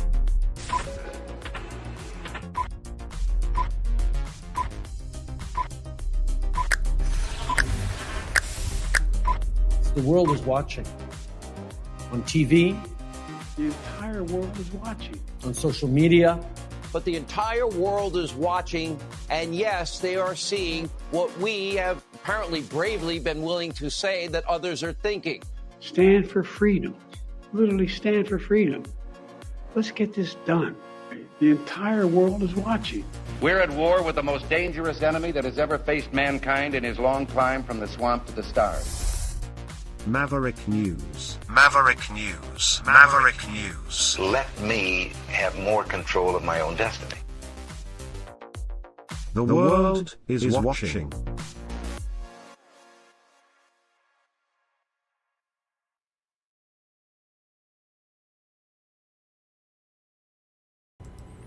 Okay, so I'm looking in the chat. See, and here's the problem with liars, is that you spend all your time running around in circles trying to debunk the lies. And so after a while, you just have to stop paying attention to them. Because here's Angel Hart saying, Rick, how do you explain Zelensky's net worth of $596 million? Where's your proof? You show me the proof that that's how much it is. Because you can. This is the problem with this misinformation, lying, propaganda. You can make any accusation you want and just keep saying it over and over again. I want accurate information. And when people send me crap, just because people repeat it over and over again, it doesn't make it true. Case in point, this whole thing about BlackRock buying all the land in Ukraine. But like I said the other night, how can Trump be making a minerals deal when BlackRock, we're told, already went over there and bought everything up? I thought BlackRock already bought it. That's a narrative that was spun up like months ago. And I said back then, it's not true. BlackRock is there, but they're acting in sort of a financial advisory capacity. And yeah, they're finding ways that U.S. companies can invest in the rebuilding of Ukraine. But and I'm going to show you here, I'll prove tonight, and I'm so tired of dealing with this crap, but I'll prove again tonight that it's not possible for BlackRock to have purchased half of the farmland, as the narrative goes, half of the farmland in Ukraine.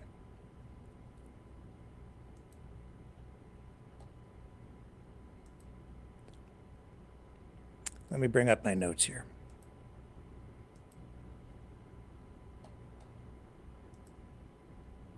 I hope I still have them. So here we go. Again, there's no definitive evidence to support this claim that BlackRock purchased 50% of all farmland in Ukraine. Ukrainian law prohibits foreign entities, including companies like BlackRock, from directly owning agricultural land. The Land Code of Ukraine restricts ownership to Ukrainian citizens, companies wholly owned by Ukrainians, local councils, and the state. And this restriction has been in place even after the 2021 land reform, which lifted a moratorium on farmland sales, but maintained the ban on foreign ownership. So these claims about BlackRock owning large percentages of Ukrainian farmland, like 50% or more, have been circulating widely on social media. And there's no substantiation. So today, Johnny in Toronto, I know you're out there, Johnny, you sent me this clip from Jimmy Dore, who has been repeating this line over and over again. But just because Jimmy Dore keeps repeating it doesn't make it accurate. So if you look at, I've got it up here. It's just not true. They don't own it. Let me find the graphic for you. Here we go. The Land Code of Ukraine. They have laws that prohibit this. One law in particular. It's the Land Code of Ukraine, Article 22.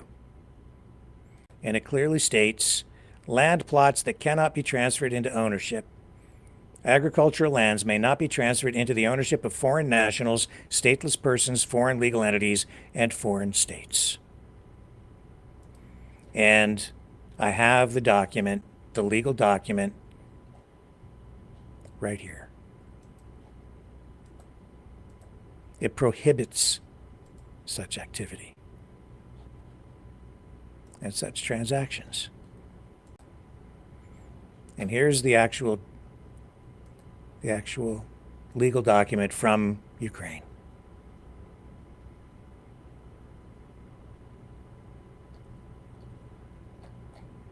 It's all right there. I pulled the specific part that's most relevant. Article 22, Chapter 5. There's Chapter 7. And I gave you the graphic straight from it, copied and pasted straight out of it, word for word. But the propaganda is that, yeah, BlackRock went over there and it's just America exploiting the land.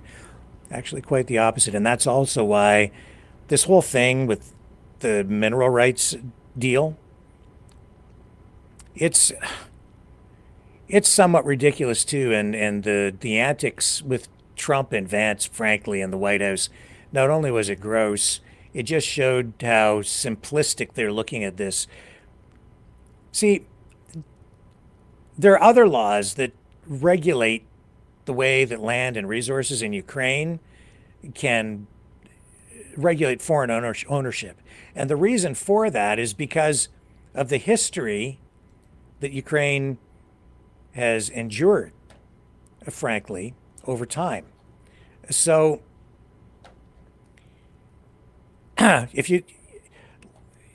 specifically like Article 22 and the agricultural land issue.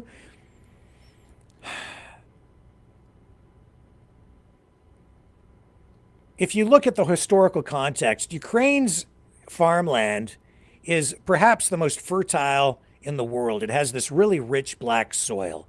And it has been a strategic asset and target for countries for centuries, often attracting, invasion. And the restriction on foreign ownership ties directly to historical experiences and the exploitation and loss of control of that farmland. For instance, under the Russian Empire and later the Soviet Union, Ukrainian farmland was heavily exploited. During the 19th and 20th centuries, imperial policies prioritized grain exports, often leaving local populations vulnerable to famine. So you've got the Holodomor, which took place 1932 to 33, which was this man-made famine under Stalin, and it killed millions of people. And that was tied to the forced collectivization of Ukrainian land. They stole the land, basically. They forced the kulaks, the farm owners, to produce grain, which was then confiscated so that Stalin could take the grain, sell it, and then use the capital from that to capitalize and industrialize his country. That was how he financed the Soviet Union's industrial revolution, on the backs of Ukrainian farmers. And then after Ukraine gained independence in 1991, after the fall of the Soviet Union, there was concern right away about preventing a new form of economic colonialization. The collapse of the Soviet Union left Ukraine economically fragile, and policymakers were afraid that foreign entities, corporations, or governments could just come in, buy up land cheaply, undermining their sovereignty. Obviously, we're seeing that in play right now. And this wasn't about stolen land in the immediate past, the concerns about that, but they were really, they were, because of that experience, they knew what had happened, what could happen, so they wanted to prevent it from happening again in the future. That's why Article 22 was added as a piece of legislation in their legal framework. And they've got over 33 million hectares of arable farmland in Ukraine. It's extremely valuable, just the farmland. I'm not even talking right now about their precious raw earth minerals.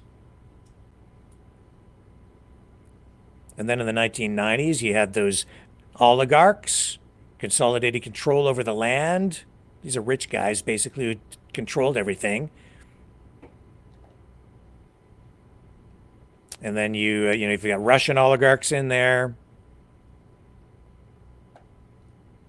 So Article 22 was a safeguard against indirect foreign influence. And then the land code itself is just there to protect Ukrainian sovereignty. And what's Donald Trump doing right now? What's Russia been doing? They went into Ukraine. They invaded Ukraine. And people are saying they only invaded you. Look, whoever it was just a silly comment. They invaded Ukraine because they were being invaded. No. No. That's just stupid. The restrictions, are exactly that. They're there to prevent foreign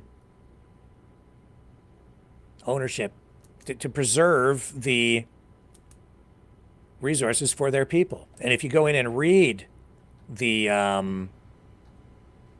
legislation, it says right in there that that those resources are owned by the people of Ukraine, and they are managed by the government.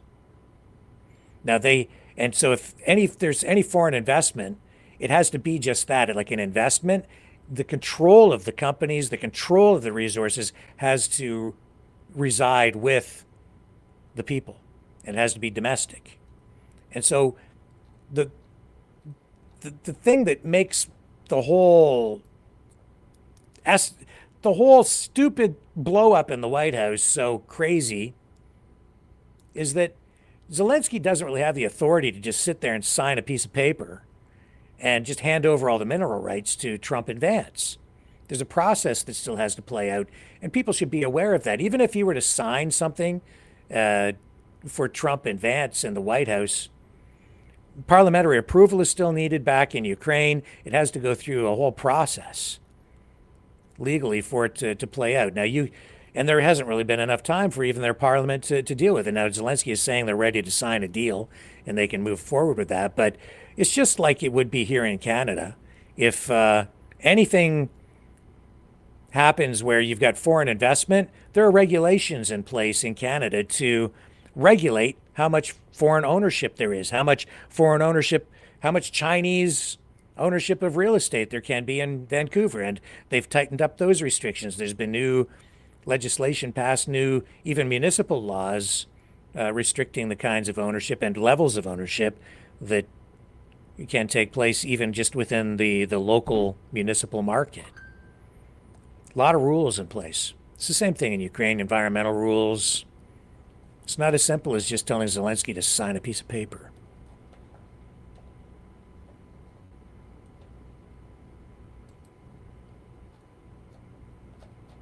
So, in any event, what time is it? Oh, it's already getting on near the top of the hour again. Okay, another quick break. Computer's lagging here. Come on. What is going on? Everything's freezing up on me tonight. I'm sorry, folks.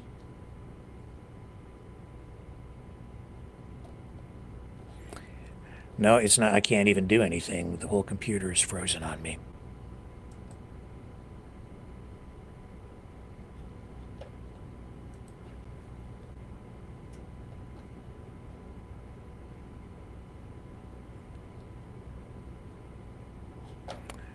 I need to, let me see if I can get it to work here.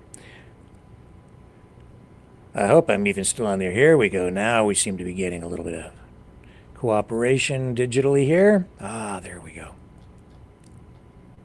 Okay. I'll be back right after this.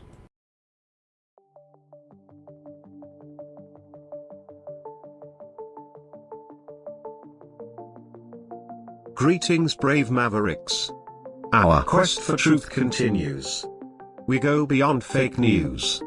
Together we expose propaganda. Together we pull others out of rabbit holes. We are maverick thinkers. We are all unique individuals. Defenders of individual rights and freedoms. Credible. Trusted. Grounded in reality. Maverick News. Maverick News. Defending free speech. Free speech. Donate at freedomreporters.com. Do it now. Tomorrow may be too late. Maverick News. The world is watching.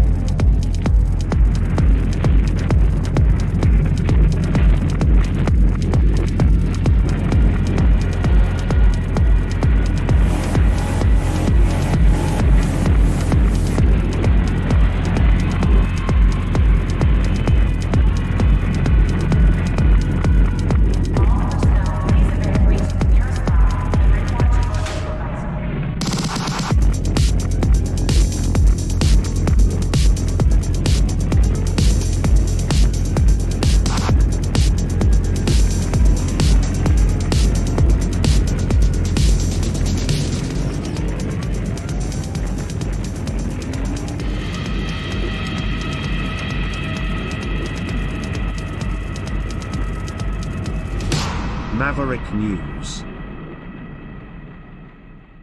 The world is watching. Okay. Anybody want to take phone calls tonight? I'm a little disjointed here, so I could maybe use some help. Just moving the dialogue along. Let's put the phone number up. We'll see if we get any calls. Here we go. Okay, Mavericks, it's call-in time.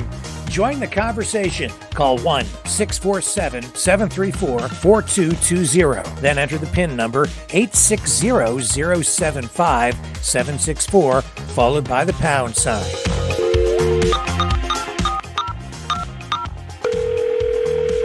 Exercise your right to free speech. Call 1-647-734-4220. Then enter the PIN number 860-075-764, followed by the pound sign.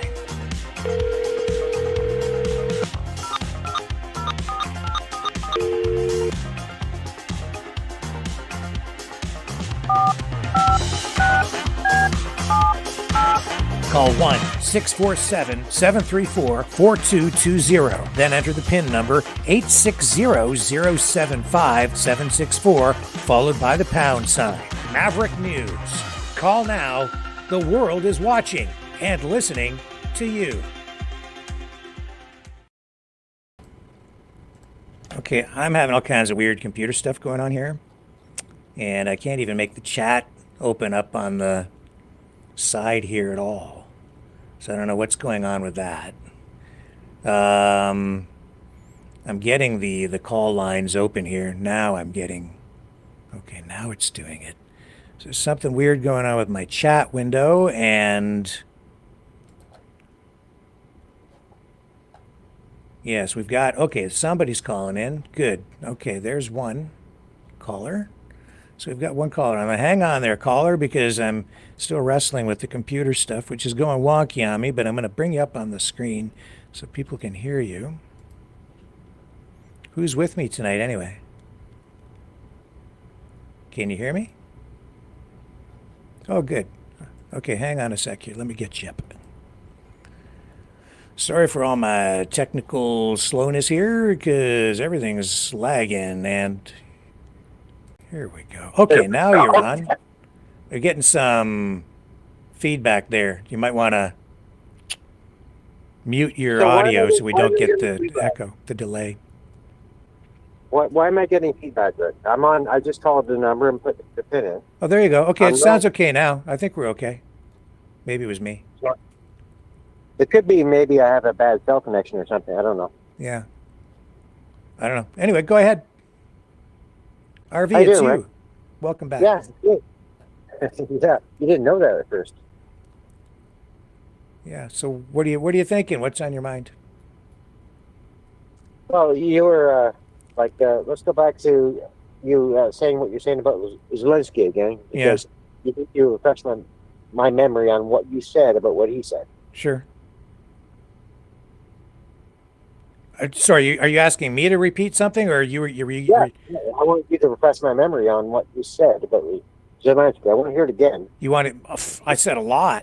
So that was kind of I was doing my own live too, and I'm actually doing my live now. Okay. But you're not on my live. Well, actually, you might be. Maybe I should shut my mic off. Well, that's okay. If you share I'm far and wide. I'm muted on mine. So I'm muted anyway, so it doesn't matter. Anyway, refresh my memory, because I kind of caught bits and pieces of it. Well, I'm just saying, basically, I'll give it to you like the Reader's Digest version. All I'm getting at here tonight is that, like all politicians get targeted with negative attacks, right? Especially high-profile politicians. Exactly. And so, in the case of Zelensky, I'm just coming across...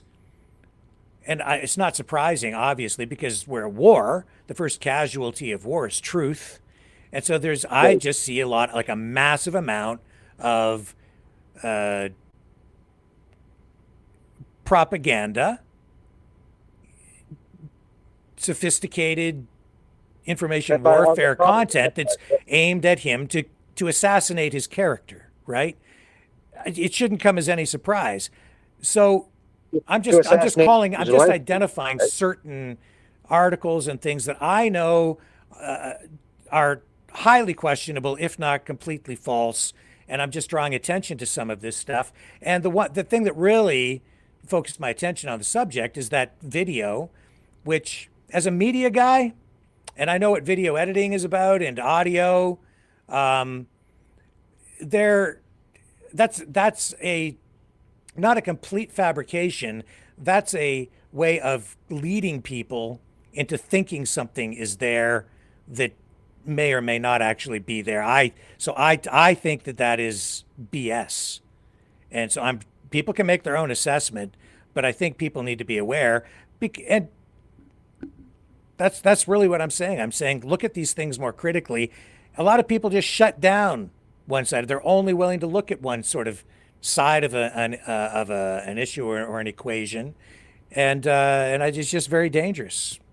I'm just trying to make people look at things more critically and keep a truly open mind to the whole thing, and not get sucked into lies. Period. Well, hell, you're right about that. Yeah, you really have to critically think. I mean, just about everything you think you know is not true. There's so many lies out there that we're just scratching the surface on all the lies we're finding out. That so yeah, it does take that critical thinking. That being said, you're making their minds work. Like you're making everyone's mind work. And if they would realize, the room would actually realize this. I tried to tell a lot of people just last night on my lives. You guys got to start listening to Rick. You got to start exercising your mind. The guy ain't stupid. He's not stupid, guys. And I know, look, you never ever see me defending Rick, but I'm defending him because I know he knows the shit, man. Well, he knows what he's talking about. Well, thank you. I appreciate that. That's all I'm really saying tonight. And I'm also saying that, where there needs to be accountability, we should have accountability. But what I don't want is for people to be unfairly convicted of crimes because people have been given false information. I don't want somebody to go to jail and I don't want people to die unjustly because people have been sold a false narrative. And there's false information out there all over the place on all sides. So I'm just trying to be as accurate as I can about everything. And if Zelensky's stolen money, then that's, fine to hold him accountable for that. But show me actual proof. Show me, the real story so that it's a conviction or an accountability based on truth, not on some BS thing about him buying a bunch of casinos and yachts that there's no real paper trail. There's no real evidence of that, right? Just give me the truth and we'll hold people accountable for it. Exactly, Nick. Yeah. So what do you think? Okay, have you heard about this Russia USA deal where they're both going to split their military budget in half, both of them? They're going to form an alliance, and Russia is going to be able to, take or keep all the territory that it's had already. There's a big mining mineral mine on there that they're going to allow billions of dollars, allow the U.S. to mine. And this is all in the peace deal in Ukraine. And have you heard about that? Yeah, I mean, I'm following with, some of what you're saying. I think there's sort of some stories overlapping. But yeah, certainly that's what Donald Trump has been saying. He would like to cut the U.S. military budget in half. And then... Well, this came out last night, Rick. Last night? Yeah, that check on I think it's either China Connection or China Observer. Okay? And everything they've been saying for a long time has been accurate. It's not like CBC. So I think it's something that you should look into, maybe for tomorrow night's show. China Connection. I think that says there's ChinaConnection.ca. Is that a Canadian site? No. It's a YouTube. Oh, a YouTube channel? Yep. I don't know. Let me look for it. Either China Connection or I know there's a China Observer, but this is the other one. I think it might be China Connection. Somebody in the room might know what I'm talking about. Well, I know Trump. I know Trump for sure made a statement that he wants to cut the military budget in half, and then Putin did respond to that. I know for sure that's and Putin, made comment on it. It's nothing firm at this point, but no, I know, but it's something that's in the works that could happen. It could. Because they're saying that even if they both took half of their military budgets away, Russia and United States, that they would still be more powerful. They'd be still the most power in the world to take on everyone like China or anyone that wanted to take them on. And now we've got this problem here that Canada is now sending $5 billion to Ukraine. Then we've got Turkey getting involved, sending troops. And who's sending troops? Turkey. Oh, Turkey? Yeah, Turkey's getting involved now. UK is more than likely getting involved now, sending troops or whatever they need. Yeah, but what I'm hearing is I don't know. I'd have to look at this, but are you saying that they're sending troops to fight or troops to work to go in there as peacekeepers after there's some sort of a ceasefire or peace deal? Yeah, to fight in Ukraine. Yeah, to fight in Ukraine. They're sending troops in Turkey. I'll look at that. Let me see if I can find some confirmation on that. I think that's might even be on that same video as well, Rick. Yeah, I can't find the channel. If you have a link, send it to me. I just typed in China connection or whatever, but I'm not seeing a channel that matches that. I had it. I might actually. Yes, yeah. I'm looking here. I'm just doing a search, and what I'm finding, RV, is that Turkey has discussed possibly sending troops as part of a multinational peacekeeping mission to Ukraine, but they haven't explicitly said they're going to send troops in there to fight in the war at this point. And I think what they were talking about at the summit today was coming up with some sort of a ceasefire or plan, which was put forward by France, and then they said, even Starmer in his address that we ran, he said that after a period of time, after the ceasefire takes effect and there's a period of time that goes by, then they would look at sending in boots on the ground to enforce the peace, which would then provide some sort of, I guess, security guarantee in a way, because then if Russia were to attack, they'd be attacking troops from these other countries, which would be somewhat more problematic than just continuing the war with Ukraine directly.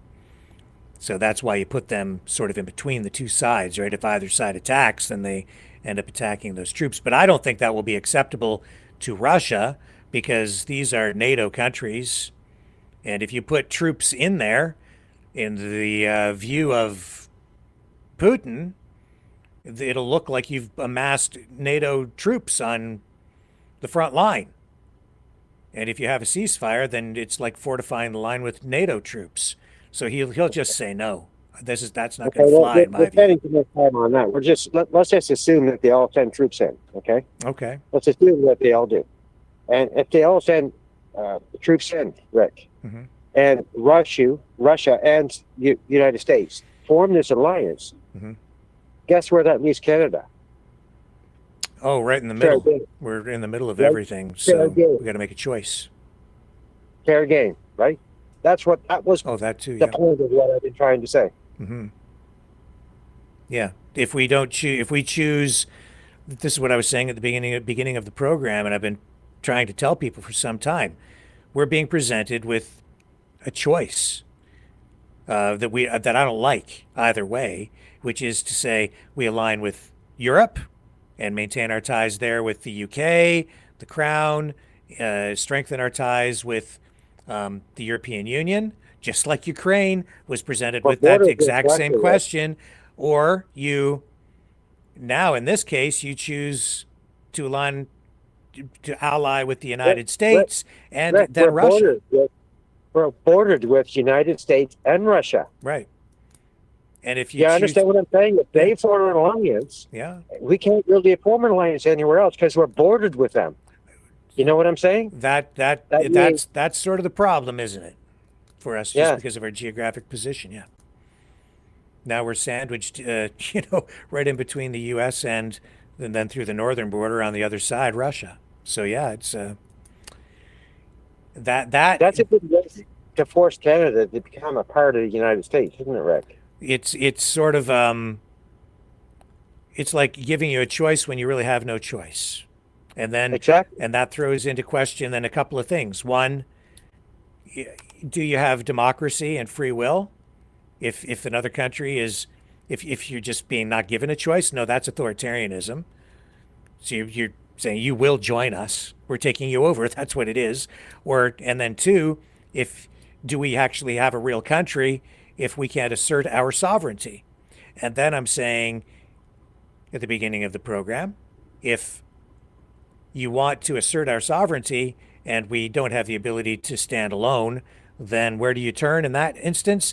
You go to the UK and you say, we need the backstop, that insurance policy. We need to cash that in because we're still connected to England. And that's why for years we've been told that we don't have a legitimate constitution, that the United Kingdom, we need to decouple from it. That this is why the whole campaign has been in place to promote us decoupling from the monarchy, because they've been working on this for years. This is not just something Donald Trump came up with on off the top of his head. This plan has been in execution for years. Of course, every plan has been, everything that's going to happen has been planned for years. Mm-hmm. Yeah, of course. Yep. And so here we are at the crossroads. We're in the crosshairs tonight. And well, see, here's the problem, Rick. We're sending $5 billion plus everything on top of that he mentioned was crazy stuff on top of that as well.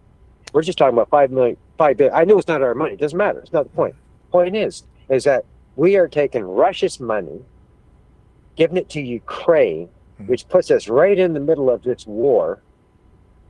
Actually, technically, the money that would end up going to Ukraine, as I read, if I read the finances on it properly, the money is actually interest that is generated, and then that goes to Ukraine, and they're not taking the funds, the principal, straight up and handing it to them. But anyway, It's still Russia's money's interest. It's not Canada interest. It's Russia money interest. Mm-hmm. You know what I'm saying? Yeah, and Russia has confiscated property on their side too. This is the kind of terrible stuff that happens during a war, and that money's confiscated from rich oligarchs and others who were asserting control, and in some cases outright stole the land from Ukraine to begin with. So who's right, who's wrong, depends on your perspective. Well, I'm not even talking about any of that. I mean, all of that is a different story altogether, and that's in itself. Mm-hmm. I'm more talking about if they sign that deal, and we are sending all this money to Ukraine to support Ukraine, and then we've got Russia now, USA, Foreign Alliance, there are border countries. We are a part of the United States after that, right? There is no ifs, ands, or buts about it, because we cannot defend ourselves. We are a sitting duck and a part of that agenda. And that Agenda 2030, the country is to be split in how many sections, Rick? Is that part of this agenda? Mm. We probably talk about that. Well, I think what was really playing out is what I've been talking about with this worldview coming really out of Russia. This is what's playing out right here with this, and this is a version of a new world order that we're being subjected to, and that's why the thumbnail tonight is "The Great Reset has begun," or it's started. It's underway right now. Yep. We're living it. Yes, we are. Yes, we are, Rick. Yeah, that's why I called in. So I just wanted to bring that to you, and then maybe do a little bit research on that. Maybe throw it in your show tomorrow. Check it out. China Connection or China Observer, something like that, Rick.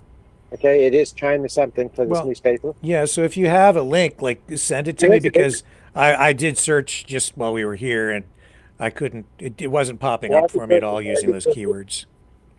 I can certainly find it quickly and send it. Do you have an email or something? Yeah, you can send it to RW5A1. I'll put it up here on the screen. I'll have to. You don't have to. Is it on your site at all? It's on my screen right now. You can send it to rw581@aol.com. That's where people can send e-transfers to if you want to donate to the show, anybody. Or you can donate also at freedomreporters.com. Can you put that in the room so I can copy it? Oh, sure. Yeah. You want me to put that in? Where do I go here? In this system. In the... I'm not sure how to send it to you. This is... I'm still getting used to some of the things on this. What's that? Put it in the chat. I meant put it in the chat. Oh, sure. I can put it in the chat. Yep. Here we go. So I can copy paste it. If the chat thing is going all wonky on me here, I don't know. Okay. I think there, it's popping open now. This program that you're using doesn't have a private chat on it, like StreamYard? Not that I'm seeing right at the moment, because I've never used that before on this new system. And we switched over there a few months ago, and I've never had to do it. I'm not sure where I'm clicking to do that. But here, I've just got it in the chat. Are you on YouTube or are you on Rumble? Yeah, I'm on YouTube. Yeah. YouTube? Okay, so you'll see it there. I can't see the Rumble chat. Okay. So if At you want all to delete that right now. you can delete it. I've got a copy. So I'm not even able to see the Rumble chat at the moment. It's going all crazy over there too, so it's weird. Yeah, I've copied it. So if you want to delete that, you can. No, it could stay up. It doesn't matter if anybody wants to email me there. Anyway, that's all I wanted, and yeah, I'll send you that link. I'll try and get it to you in the morning or something. Okay, cool. I'll take a look. I'll look at anything because I'm trying to keep an open mind about All right, stuff. take care, guys. All right, thank you, RV. All right, right. folks, and if you do want to call in, I'll put the number back up on the screen. If I can make this computer work. I believe there's the number on the bottom on the ticker. 1-647-734-4220. And then when you call in, just hit that PIN number 860-075-764, followed by the pound sign. And you can join the conversation. We'll stay on for a little bit longer in case anybody else wants to join. And I will put the number up on the screen here. Okay, Mavericks, it's call-in time.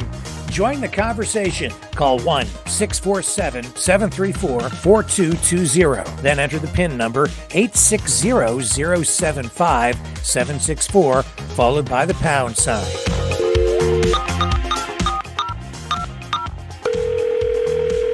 Exercise your right to free speech.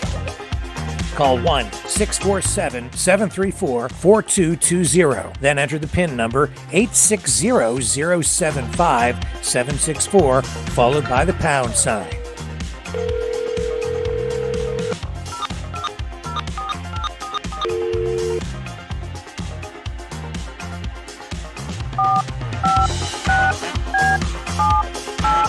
Call 1-647-734-4220. Then enter the PIN number 860-075-764, followed by the pound sign. Maverick News. Call now. The world is watching and listening to you.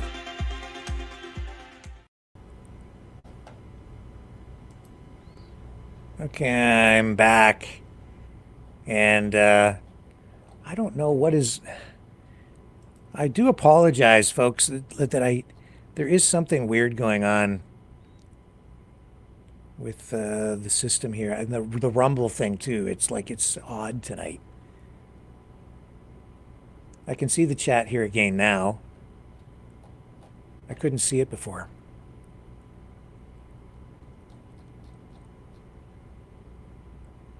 Weird. Very odd. I'm going to go in here and just check the settings. If you want to call, you've got the number up on the screen. And share your thoughts. Help me out here. Give me a little help on the narrative tonight. I am going to go here and look in the chat settings. Something's gone wrong. Well, I've got everybody on the line. There we go.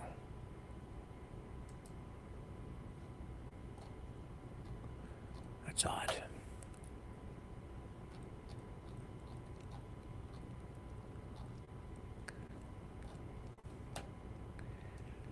Okay.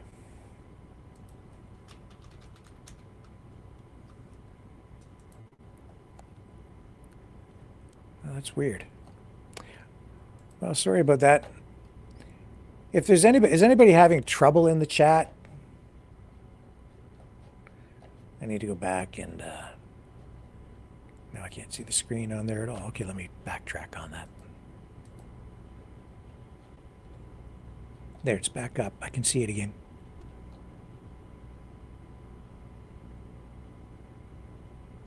CBC Brown, I see. Oh, now I see it. Okay, CBC Brown says, I'll call in, but only through smoke signals.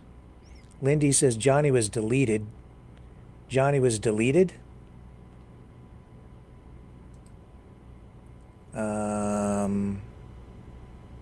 Let me check. I'm looking. Johnny got deleted. I don't know what that's about. Johnny was deleted. Well, I will undelete him. Except I don't see him on a list or anything here. I'm looking at, looking in there where that would be. What's his handle again? Is it, I can't remember what it is. It's Johnny something, right? It is Johnny. So if I search for that.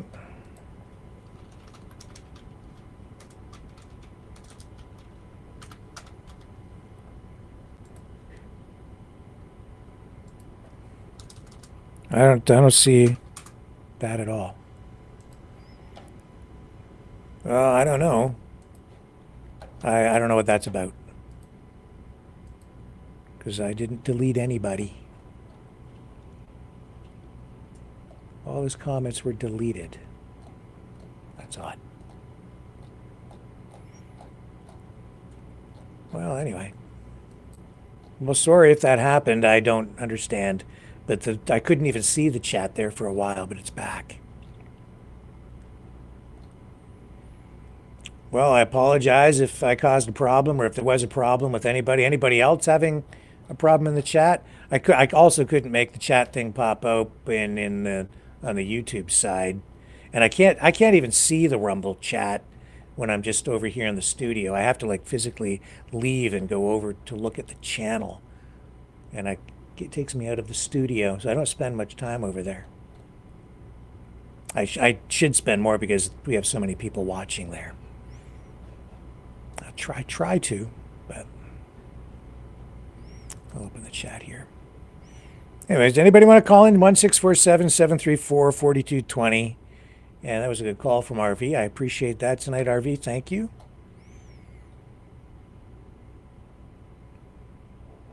Yeah, Katie says it's me, not them. Okay. Yeah, it's my computer is. I think my computer is getting bogged down. It's not even. I don't think the internet. I think it's my actual computer tonight, which probably just needs to be rebooted.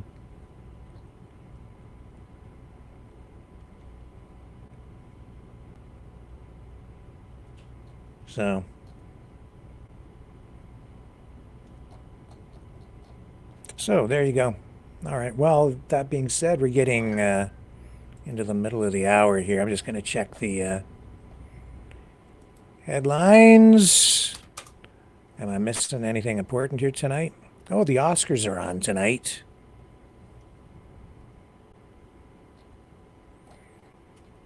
Does anybody care? I haven't really been paying attention. I don't go to the movies much more anymore because it's so expensive. I think I went to one movie, maybe two in the last year at a theater. Oh. And Mike Myers wore a Canada is not for sale shirt on Saturday Night Live, on a return appearance there, taking a shot at Donald Trump.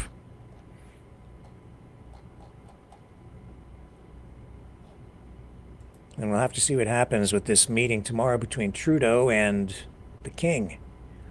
That's an interesting turn of events, but not unexpected at all. So, with that being said, let me pull this down, and I'm going to take that off there. There we go. And I'm going to take this thing off there. So I'd say it's probably time to wrap up for the night, and I do appreciate you guys hanging out here with me. Things kind of got disjointed tonight. I apologize for the clunkiness of this particular program this evening, and if anybody had problems in the chat, I do apologize for any problems. I'll take a closer look at everything, and if there was anybody that was inadvertently sidelined over there, I'll rectify that after the broadcast is over. And I don't know what happened to Johnny, because he's not on the list of banned or deleted or muted people at all, so I can't restore him even if it did happen, because it's not on the list. No idea. Anyway, that being said, thank you, ladies and gentlemen. I will be back tomorrow night, 7 p.m., and my computer's freezing again, so it's probably good that I'm signing off, but I do have just enough digital power left in the reservoir, enough gas in the tank to bring you a closing tune tonight. What shall we listen to? Is this going to fly? No, that was not going to work. Our selection is becoming more and more limited over time. All right, what do you guys want to hear tonight? How about we did Free Dog last night. Let's just do something fun that's not even directly related to anything at all, other than, well, since we were talking about the Oscars, how about a movie car song? Magic 88, a tribute to Back to the Future and the Back to the Future DeLorean. See you guys tomorrow night, 7 p.m. Eastern, on the flip side.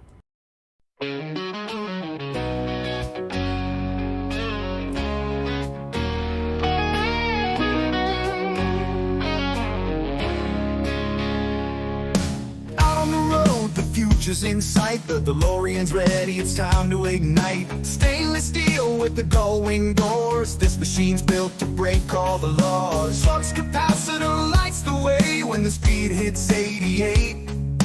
Through the years the world will know this time machine's the star of the show.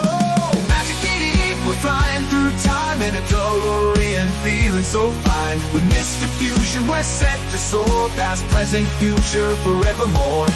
Magic 88, hold on tight, in the DeLorean we light up the night. Hit the gas, the road's a blur, in the blink of an eye it's all a stir. Lightning bolts power up the ride, with Mr. Fusion charged up inside. Fueling the future with scraps in hand, turning trash into power, that's the plan. From Hill Valley to the stars above, the DeLorean's ride is the one we love. Magic 88, we're flying through time in a DeLorean, feeling so fine. With Mr. Fusion we're set to soar, past, present, future, forevermore. Magic 88, hold on tight, in the DeLorean we light up the night.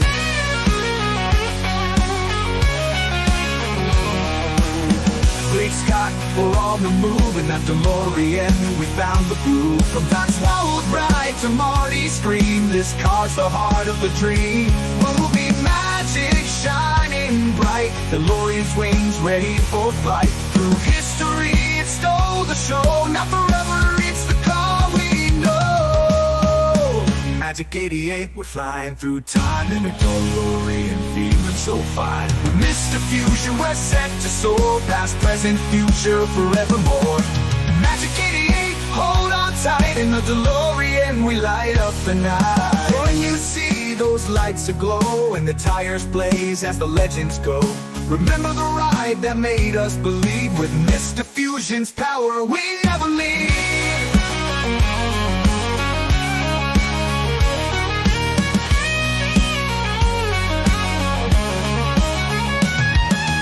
Magic 88, we're flying through time in a DeLorean, feeling so fine. With Mr. Fusion, we're set to soar past present, future, forevermore. Magic 88, hold on tight, in the DeLorean we light up the night.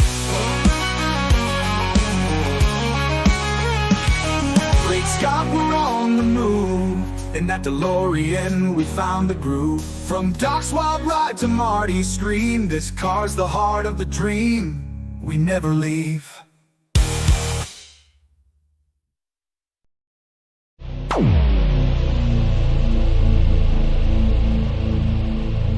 This has been a Maverick Multimedia production.